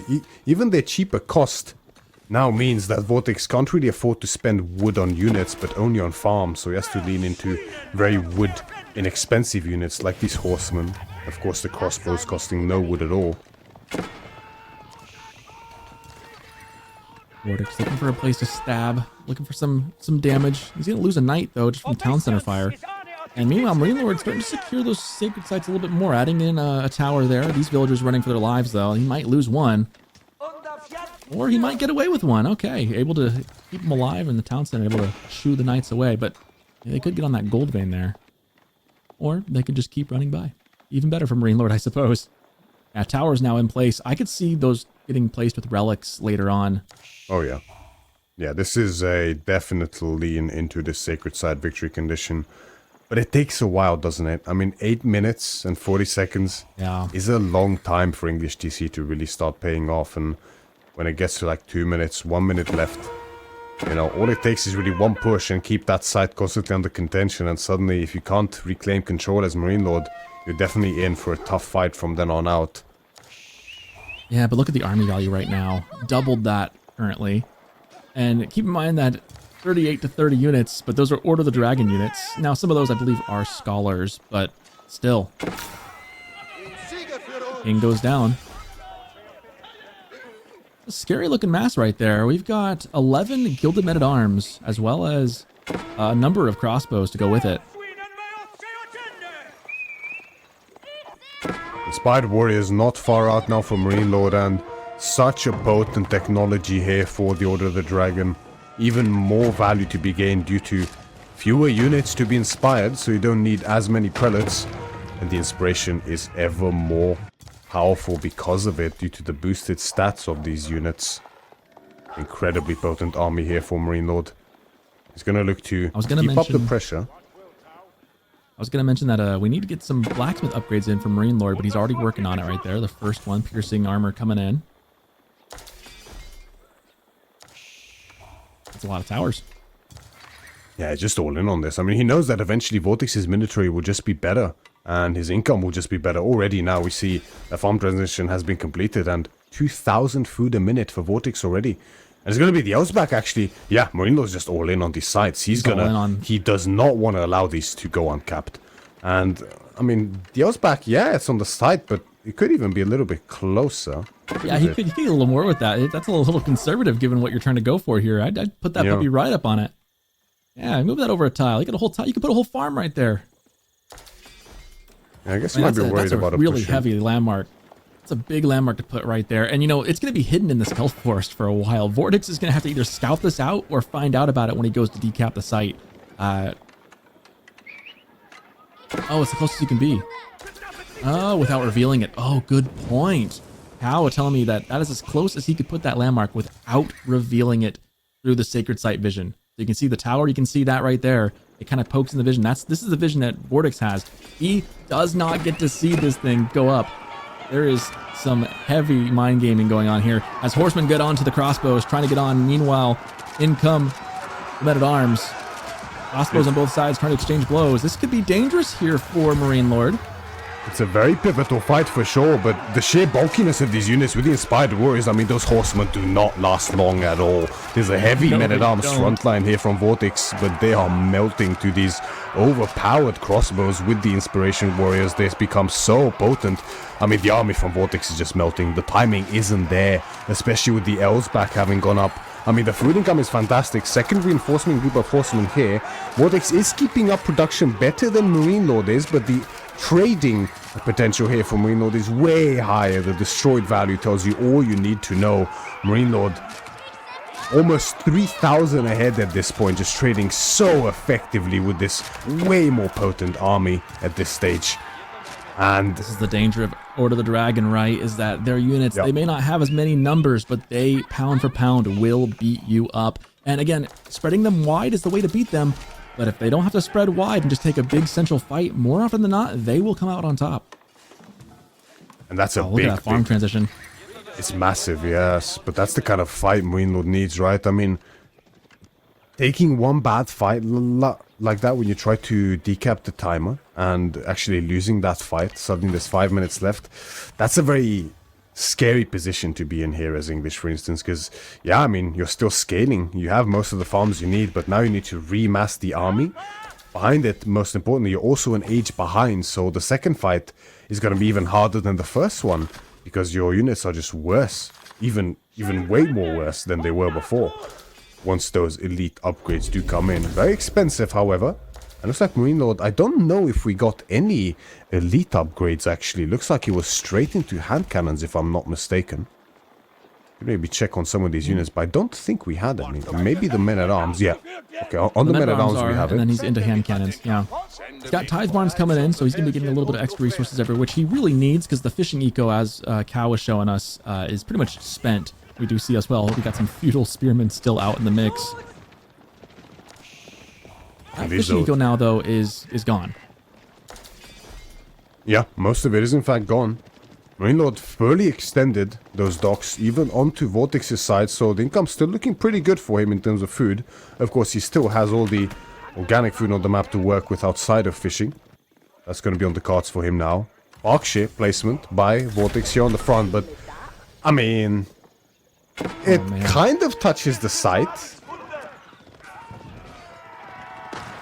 This game's not over just yet, boys and girls. We are in when this is, again, match point for MarineLorD. He needs to win to continue, or he is out. He is done otherwise. Right now, he is in the driver's seat, though. It's 3 minutes and 20 seconds left on the Sacred Site timer. VortiX now in age 4 as well, matching that with his Berkshire. This is going to be intense, as we see men-at-arms, men-at-arms, along with crossbows for VortiX and some horsemen, to be matching off against MarineLorD's men-at-arms and hand cannoneers. He's got the static emplacements, though, on the sacred sites, and that's going to matter a lot. Indeed it will. With the Elsbach as well, making these towers all the more tankier within that influence. It's going to be so hard for VortiX to challenge that position, but that's clearly his intention with the Berkshire. I'm not even sure if he actually saw the Elsbach Palace in position there. I don't know if he knows it's there. He probably doesn't know it's there. I think he just doesn't know, yeah. Okay, he did get hit by in the fight, apparently. Okay, he knows. But hand cannons are a massive problem here for VortiX, specifically because of the sheer lack of longbows here. I mean, these hand cannons will absolutely melt through any kind of frontline VortiX throws, even those horsemen. I mean, you need about triple the amount of horsemen to hand cannons to really get us around and start taking them down. Culprin's gonna get sniped. Uh-oh. Not quite the range. Need trebs still in this day and age. Still need a trebuchet to take down that silly landmark. Thing can just snipe you from a screen and a half away. Yeah, indeed. Only the treb outranges the Berkshire. Look at the food income for VortiX. He's getting 3.3 thousand food a minute. That's only next to 1.8 for MarineLorD. So the farms are fully online for VortiX. The problem is he needs to be taking trades at this point. He's got to be trading stuff out, because otherwise the sacred timer is down to 1.5 minutes, and there's been no move, no play. The only thing that maybe is an option is, yeah, that upper one, but there are some towers and stuff now with cannon emplacements. That would be a problem. It's more open, though. This is going to be tough. VortiX has his work cut out for him. He needs to make something happen very, very soon. We've got about 1 minute left. Yeah. Here they come. That's not going to be enough, though. He's waiting as much as he possibly can, right, to get as close to 200 out of 200 as he can. Get as many of these upgrades in as he possibly can. Now sends the horseman just to see exactly the level of defense that's present here, and sees a total of 5 outposts. Quite a bit of defense is the answer to the question. Gonna try to push in from the south side in turn, thinking he distracts MarineLorD, but there's plenty of defenses there as well. MarineLorD is gonna block this site, has the units and towers necessary to do so. Just a few seconds gained only with those horsemen, and he's gonna go for a raid with them, but too late. I don't think you have time for a raid at this point. There's no way. This game is very close to going MarineLorD's way. We might just go the distance with 7 games here. All he needs to do is hold and keep them off of the timer. Right now, stuck at 29 seconds left. Here comes the flank. Horseman coming around, trying to get onto the hand cannoneers. They're going to do some damage, but man, all the emplacements, all of the static emplacements just shredding through the horsemen. All that's left is a mass of crossbows and a couple of units for the front line for VortiX. Instead, MarineLorD starts pushing back. The timer now is going to start continuing here in just a second. 28 seconds to go, 27, and this game is going to be probably over. MarineLorD has it in the bag. 20 seconds remaining, and that has to be GG's. Yeah, there's nothing left for VortiX in this game number 6 here. He taps out, GG is called, and MarineLorD once again ties up the series. Every single game, this series keeps getting broken and retied, broken and retied. Back and forth is indeed the name of the game between these two currently, taking us all the way to a game number 7. Fantastic understanding shown by MarineLorD in this game. Just goes to show his experience and how deep his knowledge is of this game. Knowing exactly how slow the English are with that 2-town center, and he just undercuts their scaling completely with the fishing, with the Imperial Age timing, utilizing these sacred sites to force VortiX to come out way before he's ready to do so. And that was a man with a plan. MarineLorD, he knew from the get-go what he was going to do. This was not some mid-game, oh, I can maybe make this work. This was from the outset, from the word go, the moment those scouts started searching for sheep, MarineLorD knew he wanted to get all the docks, and he wanted to go for the sacred site play. That was a planned build, almost from the beginning. Like, he had an idea going into that game what was going to happen, and it worked out perfectly. Good execution, excellent timing. And now suddenly we find ourselves in a game 7 on Dry Arabia, the perfect place for a final showdown. It's going to be Jeanne d'Arc versus the Holy Roman Empire. This is going to be just an incredible game. This goes right up both these players' wheelhouses, right? VortiX, the aggressive player with a French-like civ. MarineLorD, ever meticulous, ever like just crafty, having HRE, a really good civ in his hands, I think. And, you know, there can be only one. Only one of these players gets to move on to the grand finals. And it's going to be decided within the next hour. Very, very nice matchup here to round out this deciding series between these two here in the losers bracket final. JD up against HRE. I mean, it's basically French against HRE, right? Another classic here. Yeah. And Dry Arabia to determine it all. It cannot get more fitting than this, and I'm super excited to see what we have on our hands. So many possibilities as well, especially from HRE mainly. I mean, JD is going to do what JD does. She's going to go castle like 30 minutes into the game. Just going to stay feudal age as long as possible. Hopefully get level 3 JD. Yep. But HRE has a few other options, right? We could see a lot of fighting. We could see even a pretty early cast stage from MarineLorD. We're definitely not going to see a naked cast stage. I think that's begging for death. It's just not tenable against VortiX. Yeah, VortiX is never going to let you have the time of day to go to a naked fast castle. And MarineLorD knows this. There'll be some kind of skirmishing in feudal, but to your point though, it could still be a fast castle. We could still be in castle within 11 minutes. MarineLorD can make that happen. The question is how much. And you're totally right, Myriad. How much does MarineLorD want to play in feudal? How does he want to play? JD is figured out. She's going to do JD things, like you said. HRE, though, has a lot of different, things in its toolbox that it can work with. I mean, you're probably going with the Aachen Chapel. You're probably going to go with the Regnitz. Like that's those are the things we kind of know. How you get through there, how you do that, that's really up in the sky right now. We don't know. Now, in 2 minutes, we're going to find out, but man, I don't know who I'd pick to win this. At this point, this series has already been everything I'd hoped it would be and more, as we have a gone the distance 7 games. Marietta, I've asked you most games, which would you prefer to have? I'll ask you again. Which of these 2 civs would you prefer to use if you were one of these players?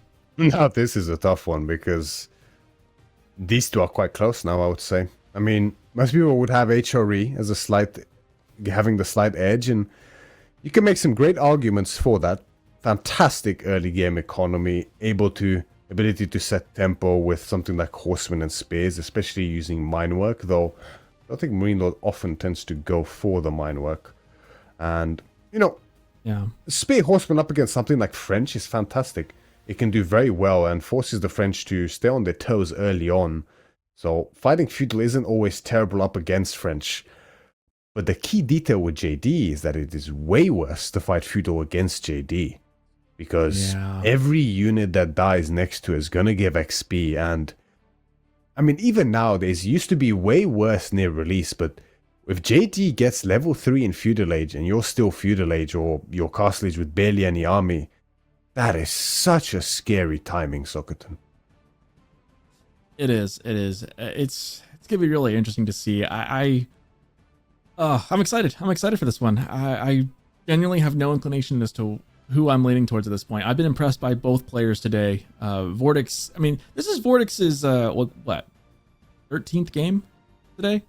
How many has this been now? I mean, he's played a lot in a row. He went 4-2. That's 6 games, and now we're going 7. So yeah, 13th game coming right up for VortiX. Man, I gotta tell you, when I play on the ladder, I play like 4 or 5 games and I'm done. I don't have the stout. Granted, I'm playing late at night after a full day of work, so I'm not, gearing up for my whole day to be tournament. But man, for VortiX to come in here and to play at this high level this long, and I know these guys are professionals. This is what they do. It's still impressive to me. It's still very impressive as we get ready to dive into our final game of the day. Impressive indeed. And it is the final game of the day. No matter who wins, there's no more ties from here on out between these two, because it's MarineLorD and VortiX. VortiX himself spawning in the color yellow as Jeanne d'Arc in the south side of the good old dry Arabia, facing MarineLorD in the color red, playing for Gentlemates as the Holy Roman Empire here. And after many tribulations in this set, it will all be decided here between these two. Who goes home and who gets to face Puppy in the grand finals. Spear opening from MarineLorD here to start us off with. No surprises from the HRE. It's always great to push off JD, or French for that matter. Plenty of civilizations. Fantastic value to be gained from getting them off of gold nice and early. Of course, JD is way tankier than a regular villager, so she can actually even fight a few spearmen early on.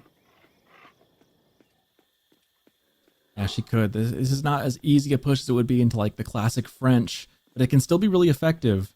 And as they say, it all comes down to this. One last game on the classic, most classic of all maps, with 2 of the most classic civs in this game. Man, here we go. 1 minute, 47 seconds in. The spear has arrived. Let's see what happens. Take a stab, little stutter step, doing some damage. And at this point, VortiX he's so good at micro, he just moves him around. Second spear right behind though. Yeah, 2 spears. This might slow down. Even a third one is on the way by now, and with infantry drills, he's gonna get across the map rather quickly here. I mean, you're never gonna stop the gold needed for an age up, so that's expected. No, and what I was gonna say is that you're not gonna stop the age up like you were saying. What this does do though is it delays that first knight. It keeps that first knight off the field, and it makes it either a horseman or something else. And we do see a tower now coming out. So VortiX knowing that he needs to get his gold resecured eventually if he wants to make knights. yeah, the delay is very significant here, especially with this tower as well from VortiX. Stopping the knights early on, or in this case, well, he's not going to be able to stop the knights because gold access will resume for VortiX, but just delaying VortiX further makes a big difference here. Although the turnaround time from VortiX is very impressive, all things considered. He's aging up whilst placing this tower at the same time. His age up really isn't that delayed, and now he's right back onto gold. Whereas MarineLorD is still yet to click up. It is really nicely executed from VortiX. I think it was really smart that he didn't go for a mill and an early wheelbarrow here. I know sometimes French and sometimes JD like to do that, like to add that in. It was smart of him not to spend the wood on that, as he needed it for that tower. Exactly right. Especially with JD, you need to chop additional wood in order to be able to afford the mill, the wheelbarrow, as well as a house and the mining camp. You do not get the discounted gathering buildings as JD, unlike the French. Still get those cheaper techs, but that makes the opening just a little bit slower for JD here, so VortiX opts to not worry about it at all. And it's been a long time since I've felt this excited for a game, Myriad. I'm genuinely like on the edge of my seat, ready for this to get underway. Like, I don't care if it goes for an hour and 10. I don't care. I just want it to be as exciting as it can be. We see the spears coming around the other side now. Looking to see if maybe there's something on the berries. There's not. So they'll take a little loop, take a gander, and walk back towards the home. The Aachen Chapel is coming up for MarineLorD behind this. I don't know if we can take a good look at where that's at right now. Looks like it's next to the wood line from the mini-map. Sure enough, ooh, butted up right there, nice and snug. Pretty significant here. Oh no, Chapel. Cow just did the something. Did we get a crash? Both players have crashed. Oh, you're really killing me, Smalls. You're really killing me. Yeah, well, that's better at the beginning of the game than the end of the game. Yeah, exactly right. And I mean, you know, it's one of those. It's a bit unfortunate because of the spear rush. I'm quite curious to see if MarineLorD will look to go for it again or not. That's going to be an interesting little mind game that we're going to see. Yeah, we're quite sorry that happened. It's just the reality of the game, unfortunately. It happens sometimes. Alrighty, well, I'm a little sad about that. And we're back. Just like that. As if nothing even happened. Hello. Hi, guys. We're back. Minute and 30 seconds. I mean, I guess we can take a look at what happened in there. I mean, that wasn't... That was a hallucination, It wasn't really a huge win either way. That was... Yeah, didn't happen. I mean, in reality, neither player really got a crazy edge in the first couple minutes anyways. I mean, there was that Dark Age rush, but it slowed down VortiX, but it didn't also, like, end in absolute defeat for MarineLorD either, or VortiX. It was kind of a wash, right? We can just ignore that and go again. I don't know. One of those things, unfortunately, it happens, right? It's just the way it is. But again, like you mentioned, we'd rather this happens now, get it out of the way with before it actually really impacts the game. Really important happens. And people might say, you know, oh well, the spear rush, you know, that's a big problem. It's not. It's really not. Like it's not going to be. It's not going to be. You know, the answer was there. The delay was caused either side. The game is going to sort of progress from normal as then on with just the tiniest leads for potentially either one. I'm not even sure which one has the lead because the tower was forced out, but gold gathering resumed. But then early economy from HRE is still better. You know, it was an equal game. It really was equal. Yeah. Yeah, I mean, you got a tower out of VortiX. Your spears didn't do any whole lot of damage besides that. It's a wash. It really is. At this level of play, it was going to... In 10 minutes, we wouldn't have remembered that it was started with the Dark Age anyways. It's not like, you know, MarineLorD had denied VortiX gold entirely and he was just unable to age up to age 2 or anything like that. That would have been much more game-breaking, but luckily for us, we get to dive back in here in 2 more seconds. Look at this. Another final game. We treated to 2 final games in this set. 2 final games. Crazy. We dive back in, reset, and unfortunately, like Maria had said, these things happen, but there can be only one. Let's re-get the hype here. Dark Age Barracks coming out again. It's probably going to be the same song and dance for the first couple minutes, but we'll see if there's any changes this time around. This time the gold's a little bit on the far side, on the other side of this wood line. Yeah, I mean, even the spawns look very similar, so actually, this is kind of exactly what you want to see when... I mean, the opening is whatever, because, you know, players are going to opt to maybe change their mind, and you can't really blame them for that, I think, if they want to think, oh, the element of surprise is no longer there in these 5 minutes. I don't think that's an issue at all. But it's really nice when the spawns are very similar as well, because the situation surrounding the game and the likely plans are still in place from then on. We still have the back gold for both of them, double front woodline for VortiX as we had before, as well as front and side woodline for MarineLorD as he had before. Yeah, nothing too crazy. Like I said, it'll probably be very similar. We'll see if that tower pops up again. That wasn't the best option for VortiX. But at the same time, it wasn't bad, and he's preempting the tower now. He's ahead of it. But again, that slows down JD from gathering gold. So there's payoffs for both, you know. And before anyone cries foul, just know that when you're going against HRE, this is kind of an expected play. So, you know, it's reasonable to want this tower up. In fact, will it even get up in time? It's got to move around. Yeah, JD should be able to build this no problem at all. Faster build speed as well as her being way more durable than a regular villager. It's a bit of idle time caused, but it's just going to be back to business as normal. MarineLorD even still invests into the 3 spaces beforehand. In theory, even 1 would have been enough here. The response would have been completely the same. He might even lose this one if he's not careful. Now he's going to pull it out in time, but if anything, I'd say VortiX is in a slightly better position than he was before. I mean, the spearmen are there. The tower was up earlier, so I guess slightly less idle time caused, and JD was mainly the one to build it, so yeah, overall a little less idle time compared to before for VortiX. And on the other side, MarineLorD is in a way in a slightly better position technically with the sheep than he was last game, but there's still plenty of neutral sheep to be discovered by either player. VortiX aging up, school cavalry, nothing crazy here. Same old, same old.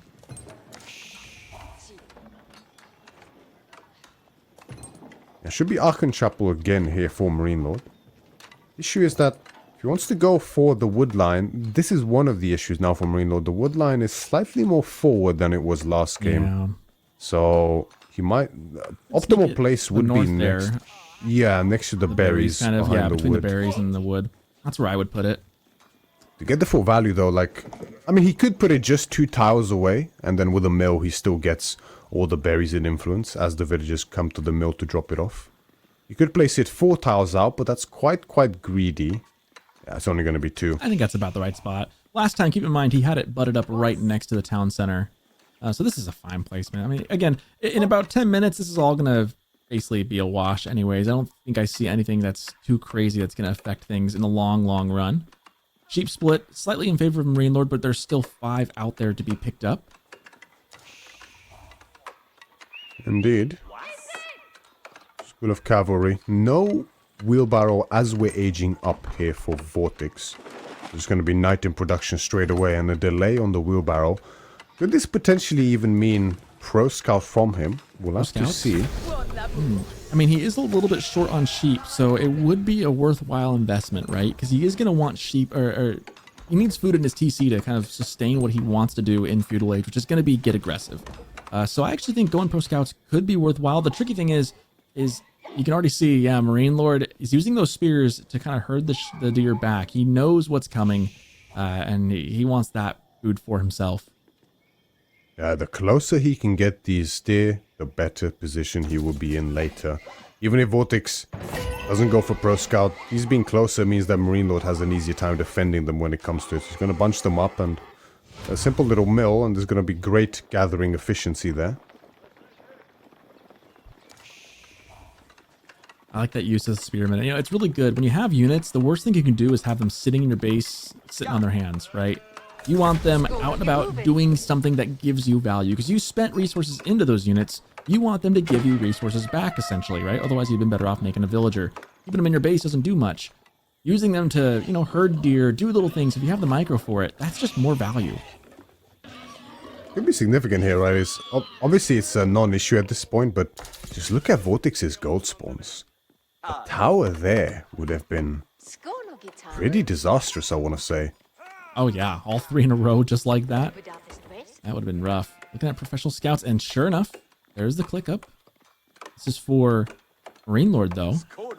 Yeah, it is for MarineLorD, whereas VortiX looks like he's skipping it altogether, right? Yeah.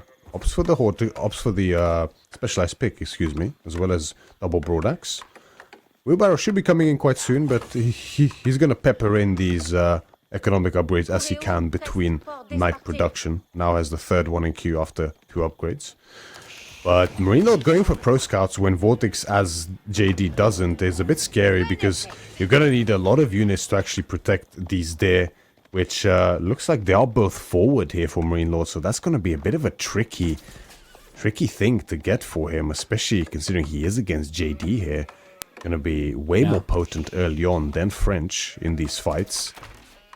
Well, she'll be looking to take the fight, right? Like, JD wants the XP, so VortiX is going to be more than happy to take fights in Feudal Age, especially against scouts. Any bit of free XP he can get to inch his hero unit that much closer to level 3, that kind of works in favor, which is kind of a reason why he hasn't gone pro scouts, and we do see instead wheelbarrow coming up. Second barracks now on the way here for MarineLorD, so great respect being placed on those knights. What is going to look for a name, but there's plenty of space to meet him. HRE spares are fantastic in these situations, as the innate infantry drills, marching drills, excuse me, close enough, means that they have quite a bit of extra speed. Actually, even faster than the knight whilst they charge. VortiX did pick the woman-at-arms for JD, so she's not the huntress.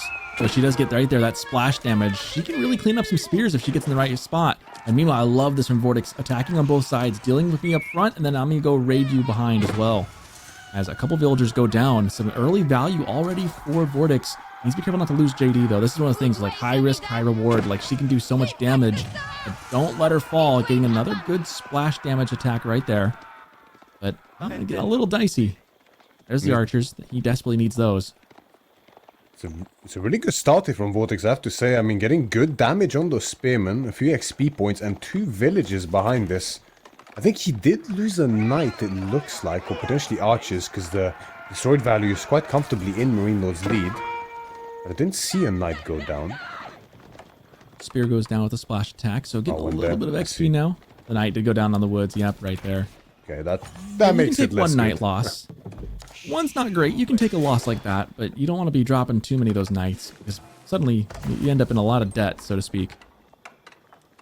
And now we see the consecration. One of the big reasons why JD is so fantastic early on in the game compared to French. You get this discount way earlier than French does. It is only food. You need an upgrade in the Castle Age to enable the gold discount as well.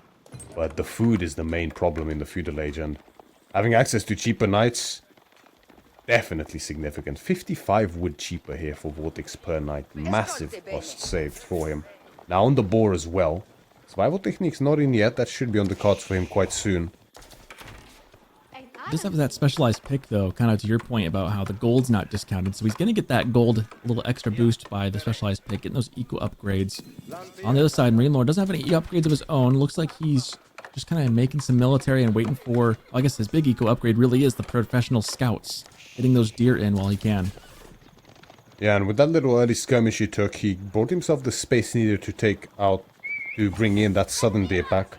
Only the northern one remains now for him to get at least minimal value from this professional scouts play.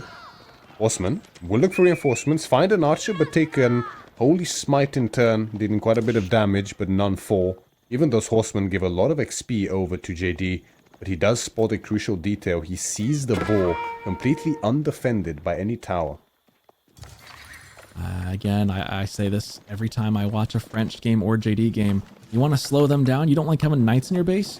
Go raid their hunted meat. Go hit the boar, go hit the deer. They are on it more often than not. You can get onto them or even hit their gold if they weren't towered up like they are. You can slow this down. MarineLorD, lose maybe another village right there. Archers getting on. That wall's not completed. Knights taking down what is completed though. Archers going to get maybe a shot on the wood line. Can't quite reach though. Very detail here for VortiX. There is no scout with this army, it looks like, so he doesn't know exactly what he's riding into. There's a lot of units here from MarineLorD. Actually, horsemen causing massive idle time. VortiX didn't realize that the villagers were on attack move. Even now, they're so far away from the boar. His food income has plummeted. And the engagement you don't want to have here. Oh, I thought that was JD that low for a second. She was on top of a spearman, but it was a spearman instead. MarineLorD looks for a wraparound, almost finds it on JD. She manages to slip her way out from that huge mass there from MarineLorD. Gets away barely with her life. Oh, that could have been disastrous. Great engagement there. I'm amazed he didn't lose any vills on top of that. He's got a lot of weak ones right there. He's up 3 villager kills, but meanwhile the deer continue to funnel in towards MarineLorD in his base. Some unforced errors here by VortiX. He needs to lock back in and do some good damage or get ahead some way. He's got 8 knights on the field now. Yes, MarineLorD again with another good engagement finds himself more room to breathe. Does exchange a villager for it again. One did die that we did not spot there at the engagement. Now down by 3, but the idle time from VortiX means he's only ahead by 1. And MarineLorD's going to secure that secondary deer pack at this point in time. And that little stone gathering should give VortiX, if he sees it, a good bit of info. That normally means arrow slits on a tower, likely on the gold, which likely means Castle Age, and picks up a fourth actually, villager kill here. Those kills are adding up slowly but surely. Those have been some good pickups. VortiX has, dare I say, gotten away with a couple things here. He's been a little bit lucky. Let's say that fate has been kind to him given the blunders he's made in this game. He's very much in this. Both players pretty neck and neck. That's a scary amount of knights, but also MarineLorD's really massed up a lot of horsemen and spears. This is going to turn into some really micro-intensive fights in the next couple minutes. Yeah, this sort of situation is so pressure orientated for both players. MarineLorD under constant pressure from the potential of these night raids, but VortiX as well has to be so careful with his raids, because if he runs into Spearman and doesn't notice, knights will fall very rapidly. So incredibly high intensity from these players, both in the zone when it matters most. Jeanne d'Arc is about 2/3 of the way to getting to level 3, and that would be just a massive improvement for VortiX here in Feudal Age if he can get that to happen. Needs a couple of really good engagements though to get there. The presence of Spearman now from VortiX could be a bit of a problem here for MarineLorD, because his archer count isn't really there yet. He can barely two-shot these spears at this point in time. And the tower wasn't for the gold, it was in fact for this northern part of the wood line as well as the Archon opening. Good placed tower, but it's gonna come under threat now from VortiX. There's so many knights on the field. JD is now very close to that age up, and I gotta say it's looking really scary here for MarineLorD. I mean, JD's quite low, but she heals passively. If VortiX can just keep sort of getting small trades and getting XP on JD, that level 3 could be pivotal here. Yeah, it's close. One good engagement essentially away. Trickling up the XP little by little. Every spearman, every archer that falls, every unlucky villager that takes an arrow. Looking to maybe raid some back. This really is what MarineLorD needs to be using some of those horsemen for, is get back on the line, force this military back onto this side of the map. This is going to be essentially just some free idle time here in a second. Another engage by VortiX. More villages. VortiX is actually housed. There we go. He got a house build. Lots of XP coming in though. She's kicking ever closer. Almost there. Yeah, just like you said, every little unit falling here is actually a massive problem for MarineLorD. He must know that it's creeping ever closer, and he wants to force the fight. He knows it's around the corner here for him, but he's just not in a position to force it. The spears make it so difficult. And level 3 is here. The companions are called in. And these men-at-arms are no regular men-at-arms. They have additional damage against spearmen, which is the only thing keeping those knights from massacring the rest of MarineLorD's army. And VortiX knows it's go time. Just needs to find the right engagement here. Holy Smite also does tremendous additional damage here as level 3. One good engagement here could be everything. Armies collide, knights on knights, lots of units go down right there with SJD, gets the heal off and does some splash damage at the same time. Wrap around both sides, trying to wrap around the other. I just see the numbers ticking up and up and up for JD. The mass is too much. Breaking through, and that's going to be it. The level 3 JD is too much. MarineLorD, disaster for him here at EGC Masters Finals as VortiX eliminates him. 4-3 VortiX with the JD. Strikes at the opportune moment here against MarineLorD. Even before the fight is over, it was clear that there was nothing left there for MarineLorD. Wow. Look at that spike at the end. Getting up to level 3, little by little. He was just biding his time, knowing it was close. He just keep baiting out those little engagements. MarineLorD just kept producing units, trying to fend him off, and then once JD was leveled up, there was just no going back. Those champions, and then the heal at the perfect time. VortiX has done what, if you had told me at the beginning of this tournament that this would happen, I would not have believed you, but VortiX has gone the distance with MarineLorD and won. The king has been dethroned, and now VortiX stands with an opportunity to face Puppy Paw once again tomorrow to win it all in EGC Masters Finals. What a series. What a finish. We have just witnessed history here at EGC Masters Finals. MarineLorD has been defeated before, but this was the pivotal set for him. Sure, he lost to be placed into the lower bracket and had some very close sets, but he pulled through in the end. But now VortiX has toppled him and eliminated him from the tournament and secured his place in that grand finals in a stunning series, Sokton. That was Whew. That was something. I mean, put this one up for this is a series people are gonna be talking about for some time. I mean, it's not every day that MarineLorD loses a series, which is just all credit to MarineLorD and how good he has been for years now. But you got to give it to VortiX here. I mean, he had been coming in this series, this tournament, winning, not just winning, but sweeping players up the bracket. Finally gets knocked down by Puppy after a competitive series of his own, and then to turn around and that same day go the distance against MarineLorD and win 4-3. That is no easy feat, and I'm excited for you to interview VortiX in a second, Myriad, because what a series. I mean, goodness gracious me. I have very few words left for this, honestly. But maybe the winner himself can give us some words as to what happened here today. VortiX! Massive congratulations. How do you feel, man? Thank you. I'm feeling super tired. That's the first thing I can tell you. I've played 13 games in a row. My head is like exploding. I don't even know how I managed to play decent on the last games. But yeah, feeling super happy. I mean, beating MarineLorD in a best of 7 is always great. And having like a second chance against Papi also kind of relieving. Yeah, exactly. It's.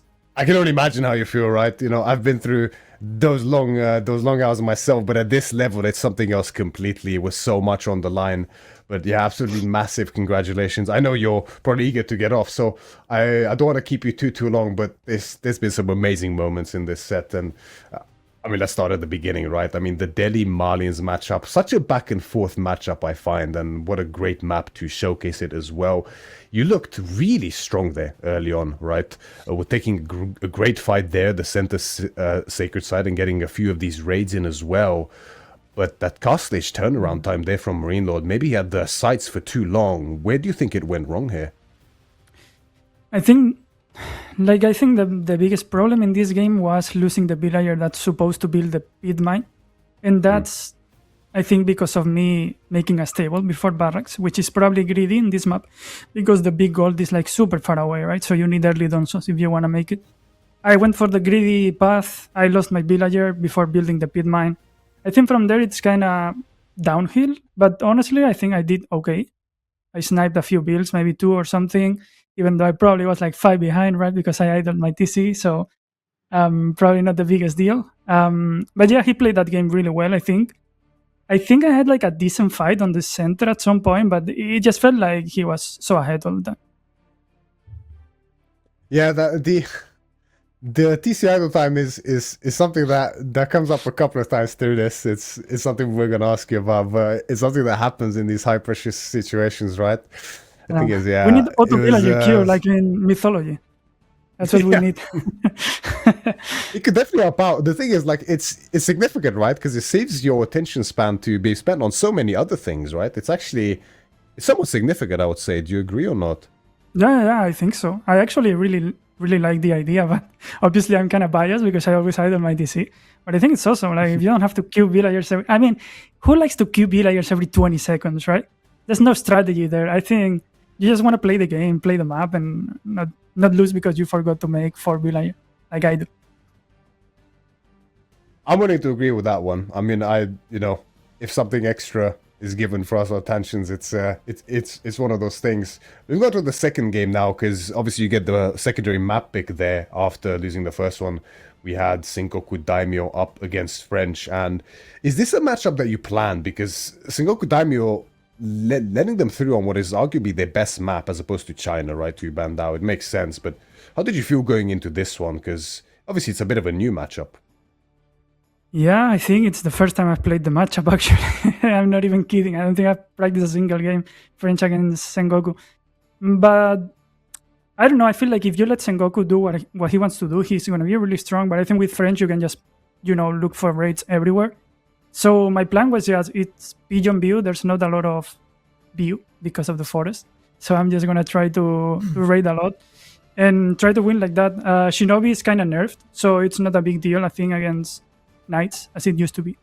So yeah, my plan was just get some raids in and see if I can capitalize when I get to Castle Age. This is what happened. I'm wondering, when you aged up with those 20 knights, did you feel an overwhelming need to go for the Royal Institute, or was Guildhall plan all along? Yeah, I did, but then I remember my own sentence that I always tell my chat. When you think Royal Institute is the best answer in the game, forget it, just make Guildhall. You shouldn't get baited by that landmark. It's always Guildhall, always the right answer. Yeah, it's one of those things. The temptation is strong, but resisting it is the mark of a great player indeed, as you have proven here. We've got to game number 3 here. Ayubids against Chinese, and I think this was actually, in my opinion, a pivotal moment in this set, right? Because Ayubid is definitely a very strong civilization, but against Chinese on map, that's typically really good for them, and a matchup that isn't... It's not their best, but I wouldn't say it's bad. I think it still favors China. A win here is absolutely huge for you, isn't it? And were you a bit worried about the potential for a win even being there from the start, or did you have a plan going into this that you were quite secure in?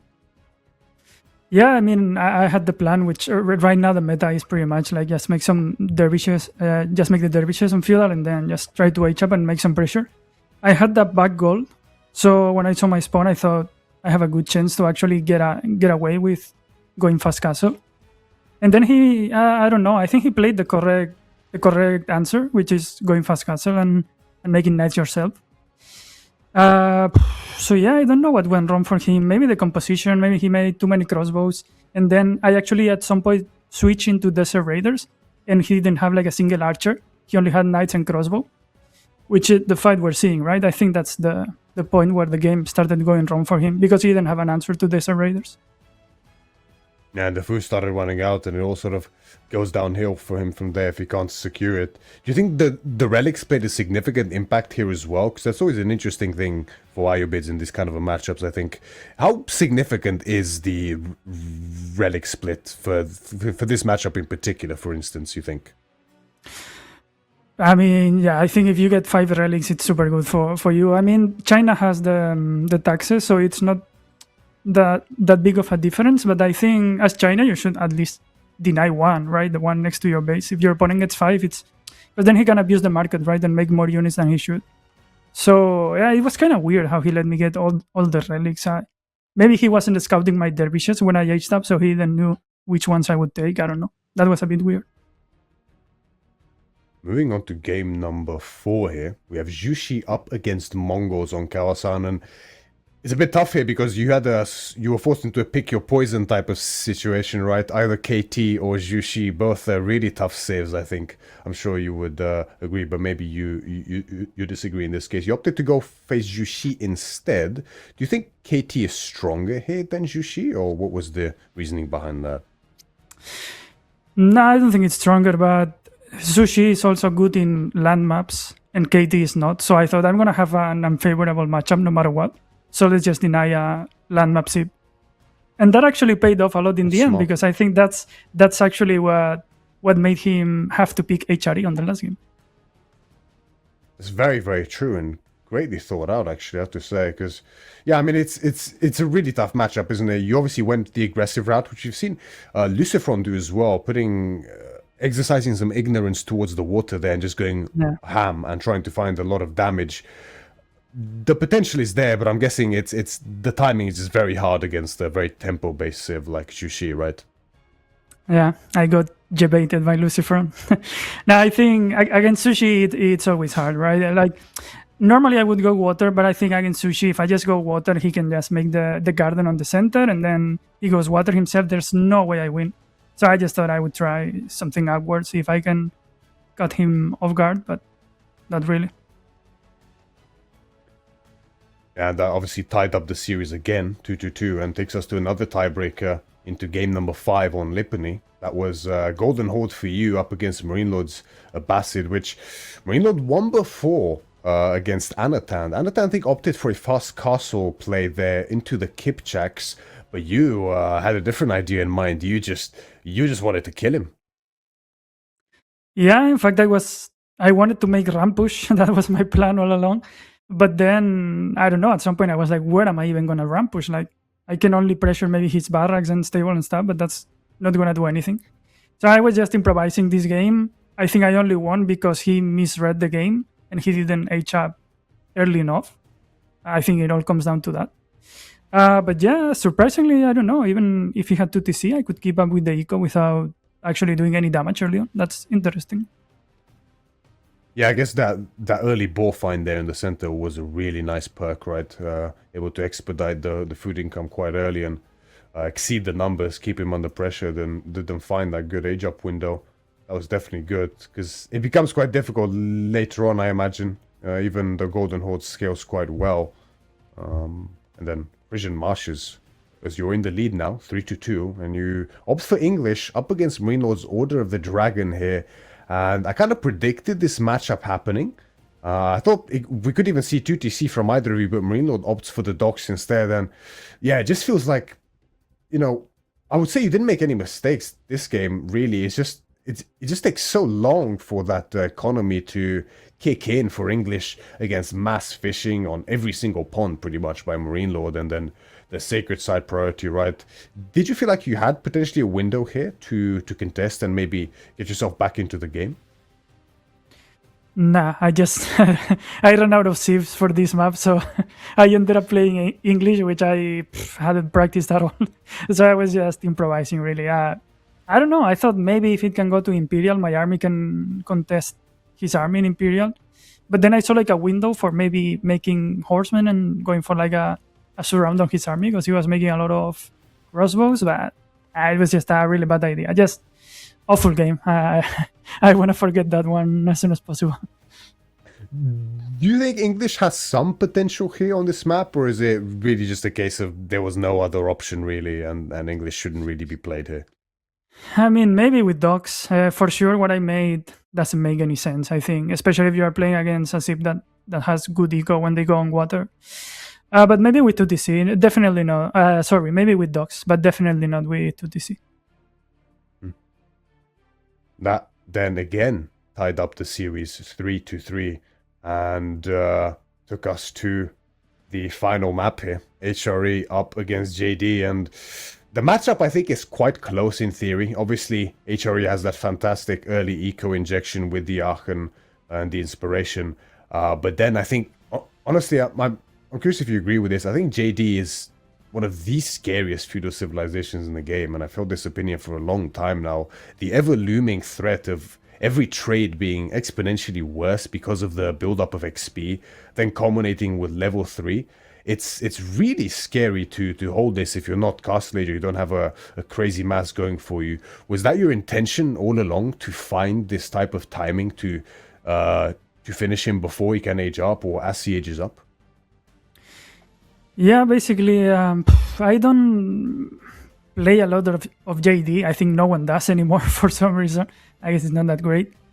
So I think also people kind of forgot how to play against JD, right? Like, he was constantly feeding me experience, I think, which is really bad. I didn't know how to play, but then I remember one game against B where he was just all game in feudal against me. And at some point when JD went to like level 3, even though I was ahead in my eyes, I actually got wrecked. So I was like, I mean, let's try the same. Just play full feudal and just full aggression, right? Also, when I saw his wood was forward, I thought it's probably the best thing I can do, right? To pressure the wood. And also, I think he lost like 2 villagers early on for some reason against 2 knights. And from there, I think the game looked good for me. I think I played it well after that as well. The early damage hurts a lot here for sure. And yeah, I mean, it was just fantastic execution in this last game especially, and then throughout the rest of the series as well. Such back and forth games. And I mean, it might not be what you wanted, like a 4-3. I mean, you'd love to win 4-0, obviously, but it's Marine, though, we're talking about at the end of the day. So obviously the set was very long, but I mean, it was just an amazing show for all of us, and we can only thank you for putting it on for us, and massive congratulations. Do you have any fighting words up against Papipo, who obviously took you down in the winner's bracket earlier today, but now you get your chance at a rematch in the grand finals? How do you feel about that? Yeah, thank you. Yeah, so about the other thing, making it 4-3, I just wanted to make like a good series. My series lately have been so quick that I wanted to bring some more games on the table. I don't know. I think I didn't know what to expect from Papipo, but I don't even think I played bad. I think he just played really, really well on that series. So I don't know. I will just think a little bit about my drafts and try not to idle my TC. And then I think I should be okay. Even though I'm like one game below already. I'm like 0-1. but I think I can do it. We'll see. Well, on the pressure, sometimes when people thrive the best, right, and being one game down, that's often when you can bite back the hardest. But I mean, once again, VortiX already kept you long enough, and you definitely deserve a break after such an intense day. And once again, incredibly impressive and very well done. Best of luck for the finals tomorrow, and we'll be seeing you then. Thank you so much. Bye bye.